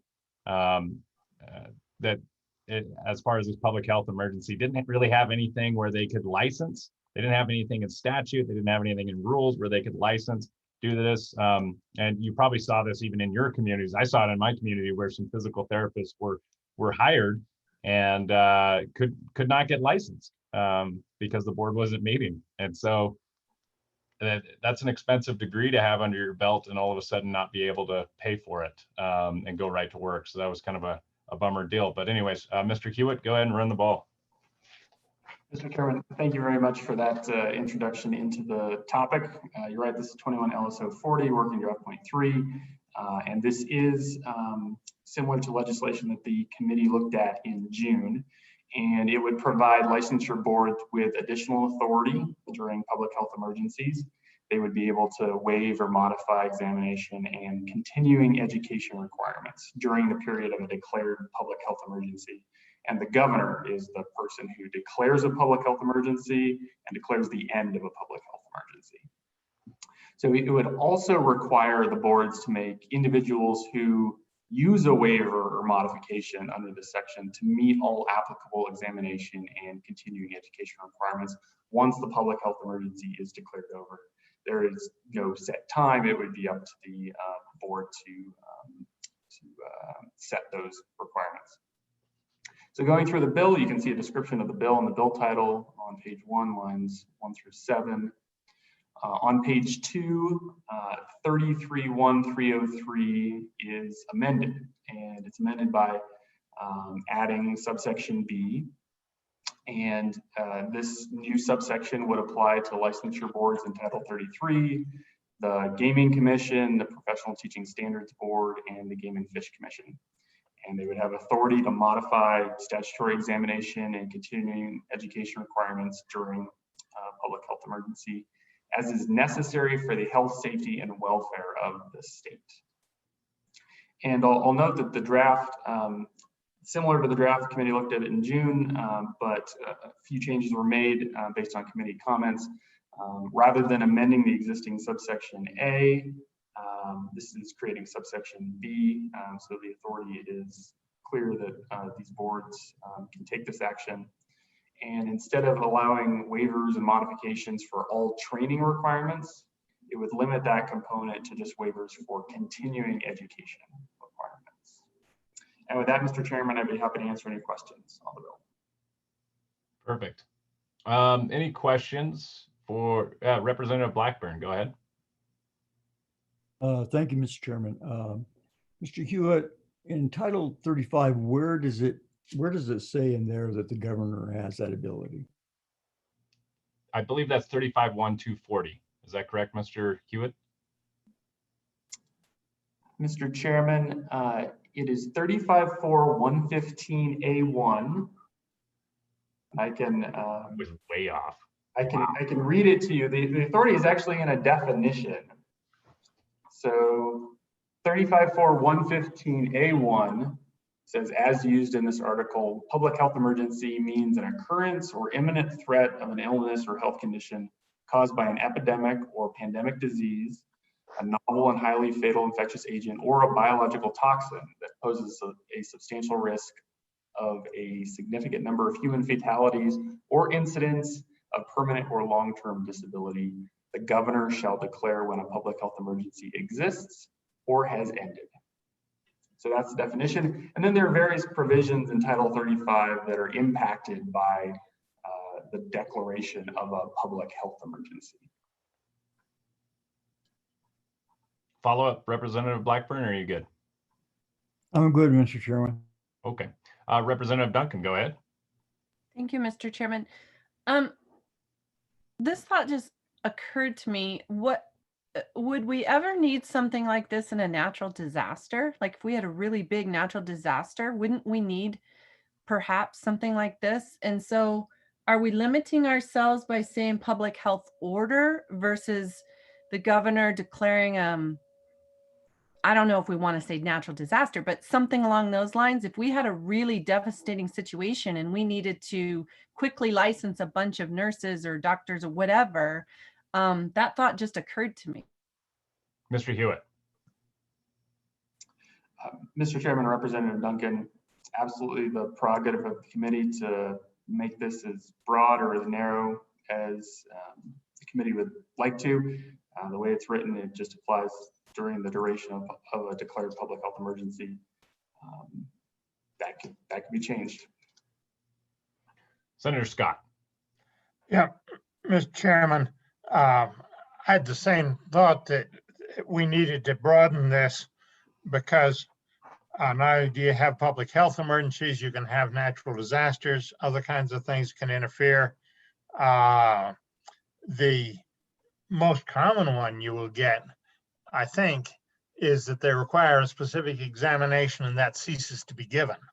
And I've seen that in the past where they essentially ignore the law for a while till we change it to accommodate the new circumstance. I'm going to propose a set of amendments that will much broaden this thing, because I think limiting it, I can't, and I guess I would have a question for Mr. Hewitt.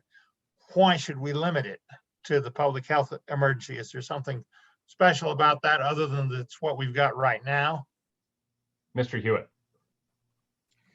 Mr. Chairman, Senator Scott, thank you. I'm trying to think back to the origin of the original request, and I believe it just had to do with the ongoing pandemic, but certainly the scope of this could be broadened. I would point the committee to 1913-102 in the Homeland Security sections. There's a definition of Homeland Security that includes a list of possible calamities that can occur Is the public health order considered one of those possible calamities? Mr. Chairman,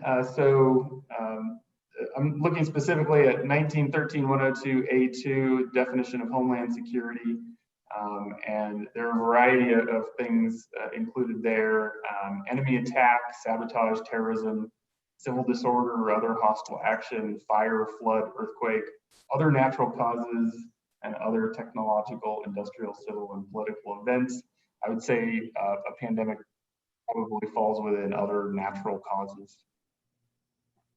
I don't know. It depends on if eating a bat is natural. That's too soon. Too soon. Representative Clem, go ahead. I need to shut up. Thank you, Mr. Chairman. I'll save you from that. All right. So a couple considerations. This bill has garnered some interest, not only on this committee, but also in labor health. And we had a spirited discussion on that and really gave it to the corporations committee to settle this. And so not to speak on behalf of the good chairman of labor health and the Senate side, but just something to let the committee know about. There's significant interest in this. The other thing is I agree. I think it does need to be broadened. The labor health version actually just specified it to COVID-19. Of course, this broadens it up to any kind of public health emergency.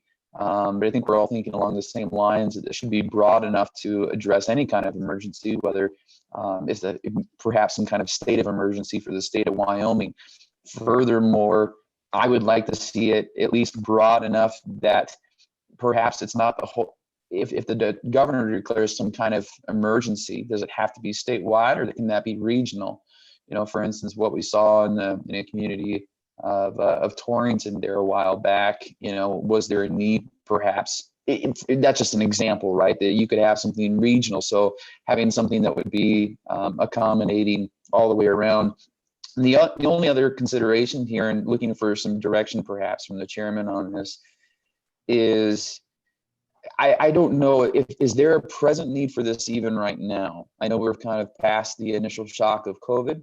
I'm not sure if there's anything that we need particularly right now, but kind of looking ahead in the fall, you know, is there a potential there for the state to shut down again? If so, is a bill like this needed? And I guess what I'm trying to figure out is, you know, is there a potential, is there a possibility that we might have a second special session? And if so, would this bill be appropriate for that session so that we could be responsive as a state? Because otherwise right now, I mean, this is great for the future, but it doesn't do anything, it doesn't do any good for I guess our current situation. So just some thoughts there and I guess looking for some direction. Thank you, Mr. Chairman. Mr. Hewitt? Just Mr. Chairman, one brief comment. The committee did sponsor legislation, most of which was provided by Senator Scott, that provides temporary authority to licensing entities in the state to waive examination and continuing education requirements. And it also includes authority to non-occupational boards. And so the committee has sponsored legislation with a special session in mind to provide these boards with authority to waive both examination, continuing education requirements, but also performance requirements for non-occupational boards. Follow up, Representative Clem. Okay. Seeing no further questions for Mr. Hewitt, we're going to go to public testimony. And I believe that Mr. Bonenbless, would you like to testify on this piece of legislation? Thank you, Mr. Chairman. Yes, I would. And to get it straight on the outside here, my name is Kevin Bonenbless. I'm the Executive Director of the Board of Medicine. And first, I just want to give you a little background on what has happened during the COVID pandemic as far as the Labor Committee over the years has been very helpful to the Board of Medicine with the Medical Practice Act, and has made sure that the board had plenty of flexibility to adapt to a situation just like this. So we were able at the very outset to put in place a licensure exemption that so far over 1,400 physicians and physician assistants licensed in other states have been able to use to provide telehealth services and that sort of thing in Wyoming without having to get a license. So that's sort of testament to having that flexibility, that ability to respond. I think it's a good tool to have in your toolbox, and would certainly, I don't see that there's a downside in a bill like this. Whether you want to broaden it or something else is, of course, a decision of the committee. But I think this makes a lot of sense. And Senator Scott and I have spoken about this previously. There would be one thing that I would recommend, and that is, and goes back to what Representative Clem mentioned about the spirited discussion in the Labor Committee, and that is on page 2, line 7. The word may, I think, is critical here, because it's very hard in one broad brush piece of legislation to get it completely right for every single licensing board and every single practice act and every single profession.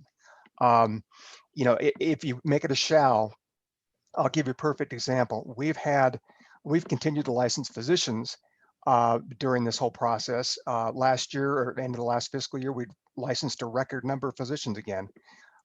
And yet both we and the governor's office were being contacted repeatedly by a gentleman who was unable to pass one piece of the 3-piece physician licensing examination. He tried repeatedly. Most states, including Wyoming, have a limit on how many times you can take that exam, because it's been demonstrated that once you get past that set of limits, first off, your chances of passing at all are slim to none. And second, you have a higher likelihood of getting in trouble with discipline and that sort of thing. If we had been told you shall waive the statutory examination requirements, that physician we would have had to license. And then once the pandemic was over and the public health emergency ended, he would not be qualified for a license, but he would have been able to work in Wyoming during that window of time. That's the sort of thing we want to avoid. And quite honestly, that's the only example we had of anybody saying you can't take care of us, you know, during the pandemic, because we had all the tools at our disposal. So all of that is to say, I think that I appreciate where some members of the Labor Committee thought that the word shall instead of waive would be appropriate, but I think it's a dangerous door to open. With that, Mr. Chairman, I'd be happy to answer any questions, at least within the scope of the Board of Medicine. Okay. Questions for Mr. Bonenbless? Seeing none, really appreciate your testimony. Thank you, sir. Thank you. All right, committee. I don't have any other public testimonies scheduled. Let me check with LSO real quick. Ms. Talbot, was there anybody else? I didn't see anybody jumping up and down. No, Mr. Chairman.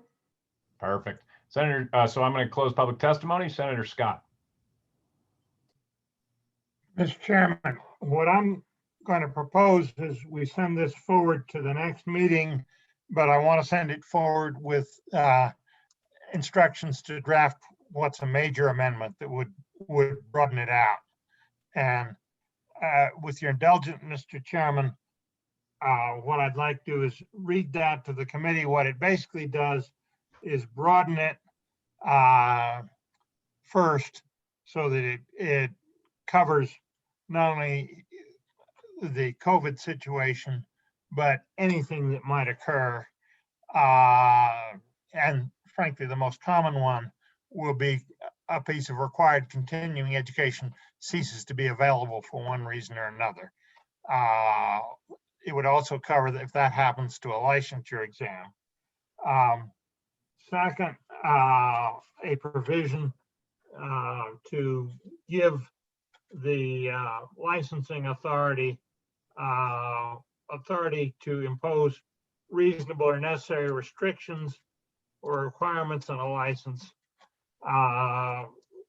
when they have a waiver, so they can have the authority to be sensible that way.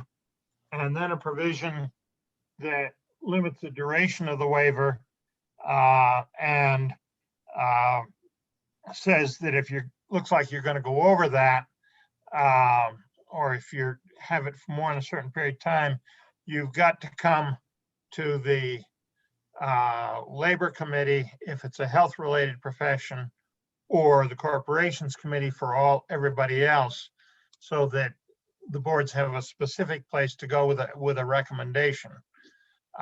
That's the general gist of it, and I can read you the specifics of it, Mr. Chairman, if that's what you want, or I can work with Mr. Hewitt and we'll get it in a draft form so it's in front of everybody. But that would be the idea, to make it broad, to make it apply so that these other things could be covered, and have that additional power to the boards to impose conditions and to tell people where to go if something's permanently changed and they need their statute changed. I think without a published amendment that everybody can see, I think we'll have to send it to the next meeting, thereby just working, part of your motion would be working on that with Mr. Hewitt in developing that language for the next meeting. If that's acceptable to you, Senator? Mr. Chairman, that would be quite acceptable to me. That way we could then see specific language and fine tune it as the committee is likely to. Perfect. Mr. Hewitt, do you understand the motion? Great. Is there a second on the motion? Mr. Co-Chairman, that's a second out of Co-Chairman Landon. Any discussion on this motion, committee? Mr. Chairman? Yep, go ahead, Mr. Co-Chairman. Just real quickly, I want to tip my hat to the Labor Chairman. I appreciate the comments from Representative Clem as well. This kind of cooperation among committees is noteworthy and appreciated, and I think that Senator Scott is on the right track here. I appreciate him playing point guard and getting this bill prepared for November. I think we all kind of know where that's going, and so I'm certainly supportive of what the motion is. So thank you, Mr. Chairman. Yep, it's definitely handy having 4 Senate chairmen in this committee. Representative Duncan, go ahead. Thank you, Mr. Chairman. So can you re-clarify the motion? Are we sending both through or just the one? Just the one. This is just this one. You'll have your time to voice opposition to the next one here pretty quick. Any other discussion in regards to the motion? Seeing none. All those in favor, please raise your hand in front of your camera.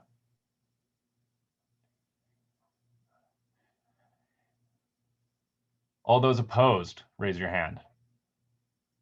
Motion is adopted. So that piece of legislation will be moving forward to the November meeting. Senator Scott, you'll be working with Mr. Hewitt on your proposed amendments to that legislation. Senator Nethercott, go ahead. Excuse me, Mr. Chairman, thank you. I think just to clarify for purposes of what's happening here, the co-chairman identified that we would move both of these bills to the November meeting and we were just going to handle them together. Is that what we are going to do, or do we need another motion to move? We need another motion for the other bill. I move that we take LSO Working Draft 135 to our November meeting with a specific piece based on my testimony to you earlier regarding a need to make those proposed amendments concerning the military and have that presented to the committee at the November meeting. Is that what was the consensus there? That's my motion, if that's the consensus. Your motion could be whatever your consensus wants to be. But I'm basing that off of the consensus. So if that's the consensus, that's my motion. Gotcha. Okay, there's a motion on the table. Is there a second? Representative Duncan, did you want to second that? It seemed like you wanted to second that. Is there a second on the bill? Second by Co-Chairman Landon. Now we can go to discussion. Representative Duncan, I'm sure that's what you were getting at. Go ahead. Thank you, Mr. Chairman. I don't have I guess my heartache is I see that there's a lot of really good parts to this bill, especially for a lot of industries that this would address for what the military is saying they want. But there's a lot of industries that this doesn't help. So if we could cut out particular pieces somehow, I'm totally in favor of this. It's just those that really require that specialty of Wyoming law in particular, like we've already carved out the attorneys. And it's not just realtors. It's not about that. It's about those different industries that really require that specific knowledge of Wyoming law. Really needs to have that little extra piece in this. If that was in there, then I'd be okay and comfortable with it. But until that piece is in there, I'm not comfortable with it. I'm going to support the motion to move forward in hopes that we can fix it. Senator Nethercott, go ahead. Any other testimony in regards to this bill? I would like to point out something. Right up there is my professional occupational licensure, right up on the wall. And the difference on that piece of paper that really gives me an upper hand is that's handed out by the U.S. Department of Labor, by the federal government. And I'm good in all 50 states. Slam bam, thank you, ma'am. I don't have to go and talk to anybody. And that is definitely an inequality in law.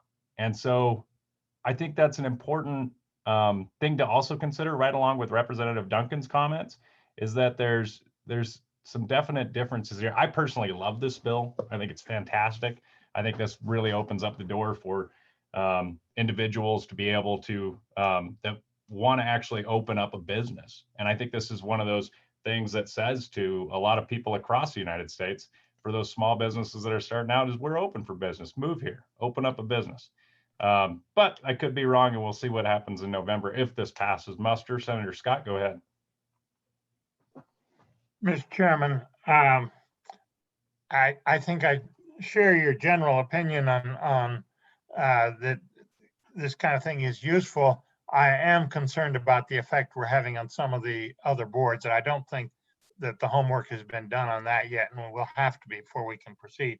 Mr. Chairman, I have 3 technical amendments to propose and 1 substantive one, which may deal with Representative Duncan's issue, amongst other things. Okay, let's do the first one. Go ahead, Senator Scott. Okay, Mr. Chairman, on page 3, lines 4, 5, and 6, I found the language the way it is extremely confusing.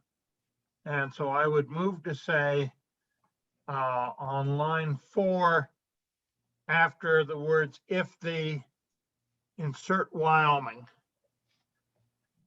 then delete lines 5, delete line 5 entirely. So it would read, if the Wyoming licensure board determines that the applicant. Is there a second? Second by Senator Nethercott. Any discussion in regards to the amendment? I'm trying to help you out, Senator Scott. I'm whipping and spurring here. Okay. Any discussion on that amendment? Seeing none, all those in favor, please raise your hand in front of the camera. All those opposed? Amendment is adopted. Mr. Hewitt, do you understand the amendment? Okay, thank you, Mr. Hewitt. Senator Scott, second amendment.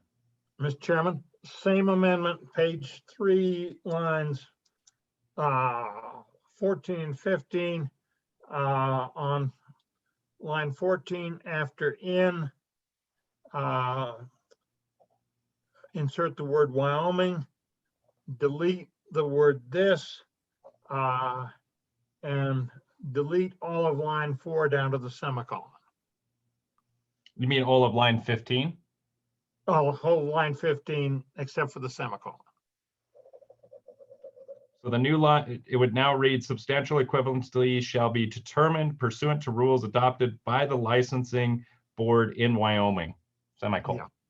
Okay, there's a second from Senator Nethercott. Is there any questions on the amendment? Seeing no questions on the amendment, Mr. Hewitt, you understand the motion? All those in favor, please raise your hand in front of the camera. All those opposed, please raise your hand.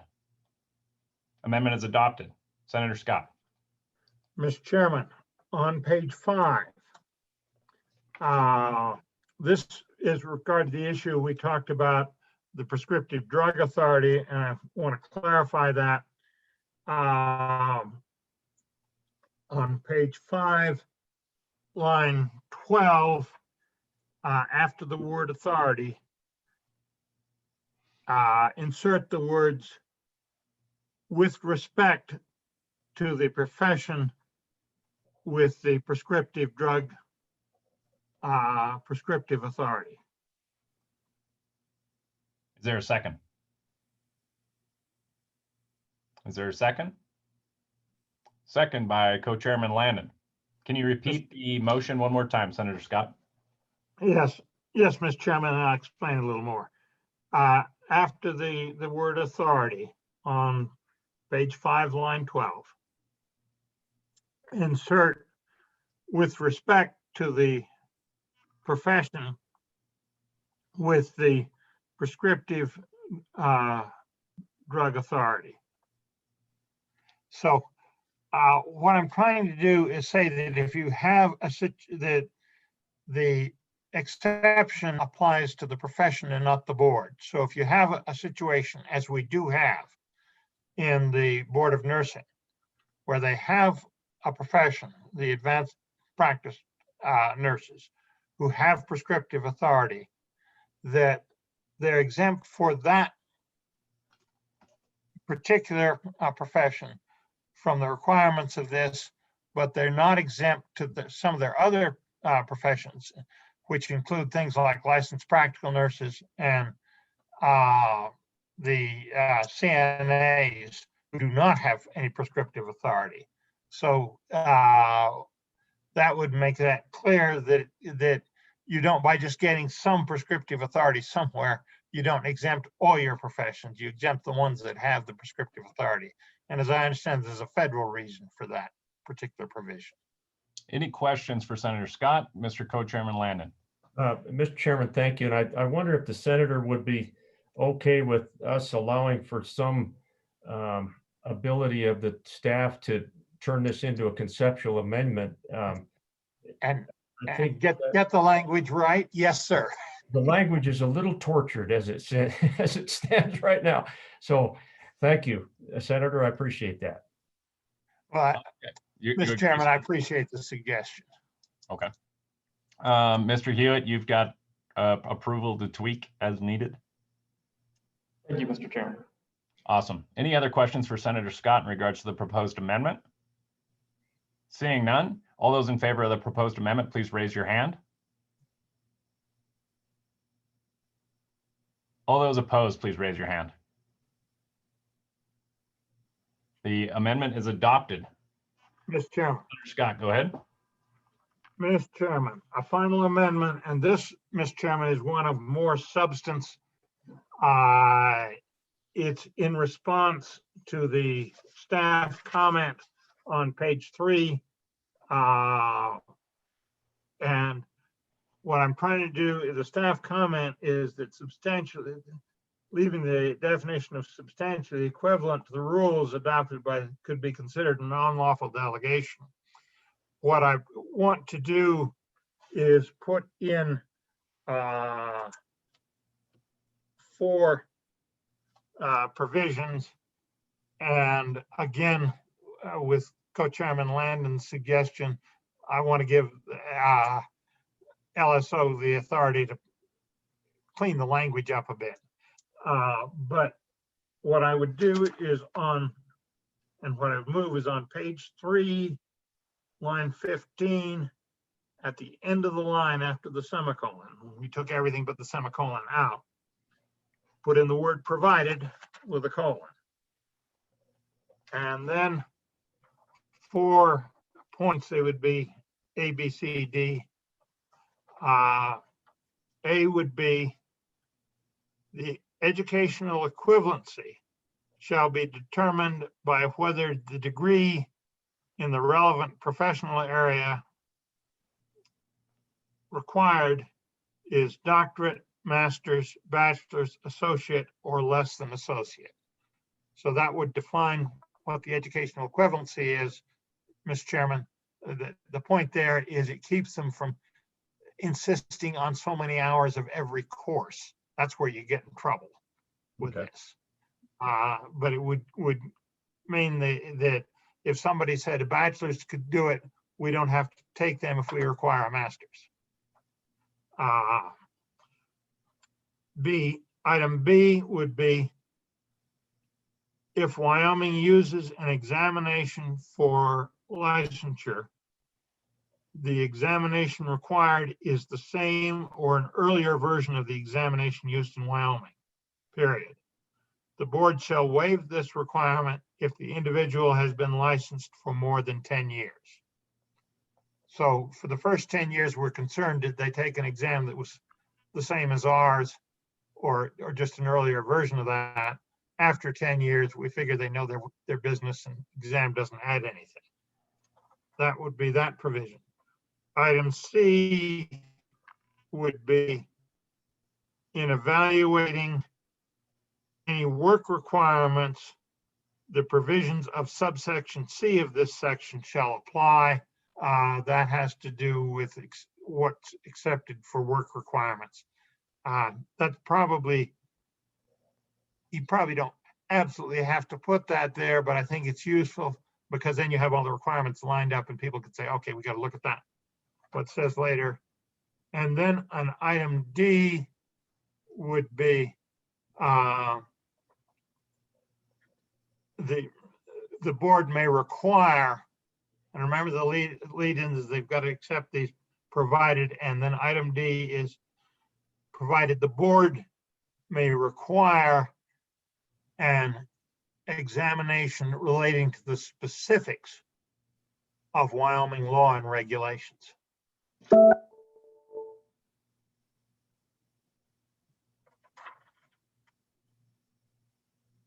Mr. Chairman, that's my motion.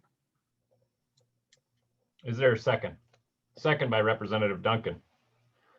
Comments or questions? Members, I've got a little bit of a comment. I think most of this is already covered in I, which this is going to be a subset of, but for clarification purposes, I don't have a problem with that. The one I do have an absolute problem against is D, may require an examination in regards to specifics. And the reason I do is I think they're going to be pushed by everybody that's licensed already in the state of Wyoming to go ahead and mandate that examination, regardless if it's actually needed or not, because it's protectionism at its very finest. And so I worry about that. I may be wrong. Representative Clem. Thank you, Mr. Chairman. Yeah, at this point, I'm not in favor of the amendment. We use this word substantial equivalent in other areas of statute. It's been mentioned during testimony. And I understand the staff comment. However, we have seen some issues. I can take that back in the past, particularly when it comes to some of our mental health licensing boards and how they've defined this word.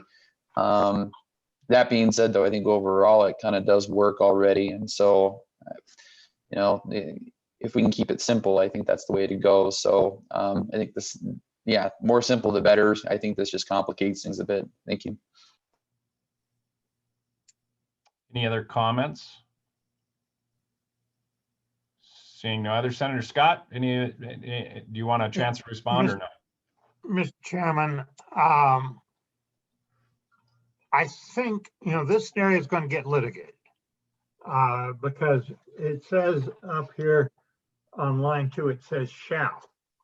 I think it would be useful because I think without this, you do have the risk that the staff comment speaks to, but you've also got the risk that they will go in and say it's not substantially equivalent because we require so many hours of a particular course or on a particular subject as part of your master's. And that's where your real trouble comes from in getting things transferred.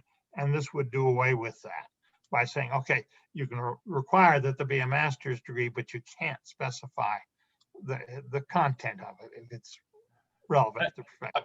I do tend to agree with you on A, B, and C.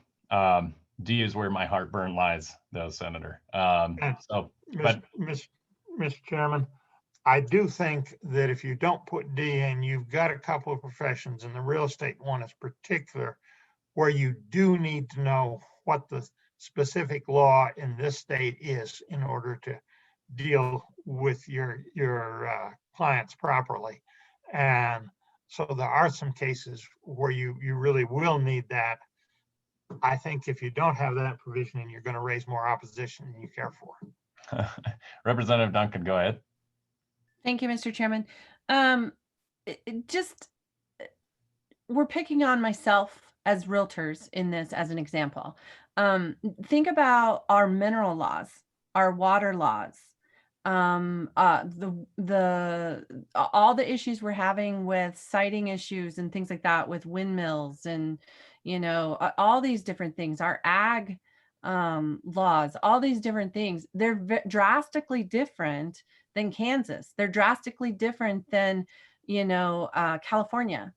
The other thing that you have to remember too, you were talking about the economic development part of this. We have a serious problem right now happening without this universal licensure that's happening with iBuyers and these brokerages that are coming in and they're virtual brokers.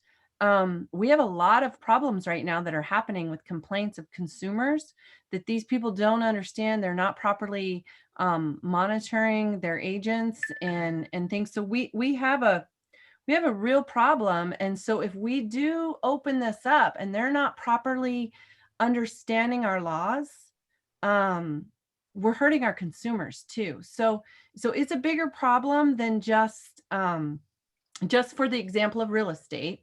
It's potentially a bigger problem when you don't understand what you're trying to sell or buy or something like that. So just using mine as an example. Any other comments or questions? Senator Nethercott, go ahead. Thank you, Mr. Co-Chairman. Just kind of an interesting piece for me, and as it relates to the lawyer profession, the lawyers had this big debate years ago, probably around 10, 11, and they got rid of the Wyoming bar exam. And now we have the uniform bar exam. I was one of the last to take the Wyoming bar exam, which was unique to Wyoming, and we had to be experts on Wyoming law and show proficiency and competency. And then they went away with that, primarily because it was so hard. And so now they have the uniform bar exam, which has been adopted in the majority of the states. And so it's really curious to me, this concern, and then why, going back to the former bill and this discussion on these bill drafts, the lawyers are exempted in light of the uniform bar exam concepts. And so just something to think about, that it appears to be that perhaps the realtors are more heavily regulated than the lawyers are now. And so, which is certainly absurd. So that is what it is, but information for the committee. Good info. Co-Chairman Lannon, go ahead. Mr. Chairman, thank you. I've had some good visits with several of you prior to taking this up today. And one of the things that came up that Senator Scott, I believe, and I talked about is this, and it kind of fits here, Mr. Chairman. So I'm throwing it out just so we can remember to take it forward in our ideas and whatever for November. Any of these rules that are adopted or any moves that are made that become permanent, you know, I would hope that we have safeguards in place that these licensing boards would have to come back through the legislature to adopt anything permanent. And not quite sure how and where to put that in, but I wanted to throw that out just for the committee to think about that. Thank you, Mr. Chairman. Further comments or questions? This will be going, if this does pass, this will be going forward. We're still on the amendment. Mr. Hewitt, do you understand the amendment? Mr. Chairman, I have the concept of the 4 components of these substantial equivalents. Okay. I'll have to go back to, we'll have to go back and get the exact language. Perhaps David has it exactly, but we've certainly got the gist of it. Okay. And Senator Scott, if this amendment's adopted and the bill's adopted, you'll work directly with LSO on achieving that? Yes, sir. Thank you. All right. Seeing no other comments or questions on the proposed amendment, all those in favor of the proposed amendment, please raise your hand.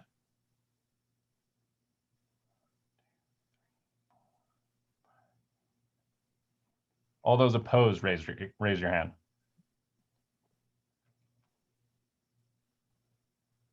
That amendment is adopted. Okay, committee, any other proposed amendments? Representative Ayer. Thank you, Mr. Chairman. I'm not sure I have a proposed amendment, but I just would like to hear some discussion on page 3, line 2, the word shall. We heard some good reasons why in the second bill, that operative word is may. I was just wondering if there is any, if that same logic may apply to this may and shall. Would there be any merit in considering may instead of shall? Senator Scott. Mr. Chairman, I think here the word shall is very important. Otherwise, if you get a board that's basic approach, and we've had some, is to restrict the competition so their members earn more money. They will, if you put may in, this won't affect them at all. They just won't do anything. And this is really aimed at the board that won't do anything. And with a may in there, if they won't do anything, that's the end of it. And with a shall in there, they've got to worry about somebody over an occupational licensure taking them to court, which people will do. So I think it's real important that the shall be there in this case. In the other case, may was appropriate because what we were trying to do was give a board latitude to use common sense in a situation that was just impossible and wasn't going to work at all. If, for example, the exam wasn't being given because of because in this case of the COVID, or if the continuing education that was mandated couldn't be gotten anymore without some vast expense, give the board some latitude. Here, you need the shall to make this work. Representative Ayer, go ahead. One more, yeah, I appreciate that explanation. That makes sense. We also heard about the importance of licensure compacts, and maybe LSO should make sure that we don't interfere with any of those that could serve to their detriment. Mr. Hewitt? If this bill moves forward, can you ensure that we're not violating any compacts unintentionally? Certainly, Mr. Chairman, we can go through all the Title 33 chapters and make sure we're not creating conflict. Perfect. Thank you. Senator Scott, go ahead. Mr. Chairman, following up on that, not only the compacts, but we need to see if there's specific provisions in some of the licensure statutes. And I strongly suspect there are. The ones I know about are the ones that are exempt due to that prescriptive drug item. But there may be some specific provisions in how they handle things with applicants coming in from out of state that this conflicts with. And we need to know about that. We may need to repeal some of them to make this work. Or we may say, wait a minute, a lot of the professions are already covered, but we need to know about that before we propose this bill. That's just a basic piece of the homework needs to be done. Mr. Hewitt? Good. Mr. Chairman, I think we can certainly take another look, but I think David, Mr. Hopkinson was right on before. These provisions are in law just for military spouses, so that if there's an existing conflict, that same conflict would exist. Would have already existed. Gotcha. Understood. Okay. Any other comments or questions, committee? Representative Ayer, was that they'll be looking into it, but right on. All right, seeing no further comments or questions, committee members, the motion is to move this forward to November with some with provisional amendments being worked on that we'll see in the bill draft. Senator Nethercott, are you going to be working with the military and LSO in regards to bringing up those issues? LSO already has them. Perfect. All right. Committee, all those in favor of the motion, please raise your hand. All those opposed, please raise your hand. Motion carries. So that bill will be moved forward to the November meeting. So we are at our agenda where we're supposed to take a lunch break, committee members, and we're going to keep that time of 1:30 comeback, which only leaves us about 45 minutes for lunch. But considering we're all probably at home, we should be able to have a fairly quick lunch. So committee members, thank you for your hard work this morning. We're going to go ahead and go to lunch. Mr. Hewitt, did you have anything else? No, Mr. Chairman. Okay, make sure you turn off your camera and mute your microphone and be back here at 1:30, please, committee.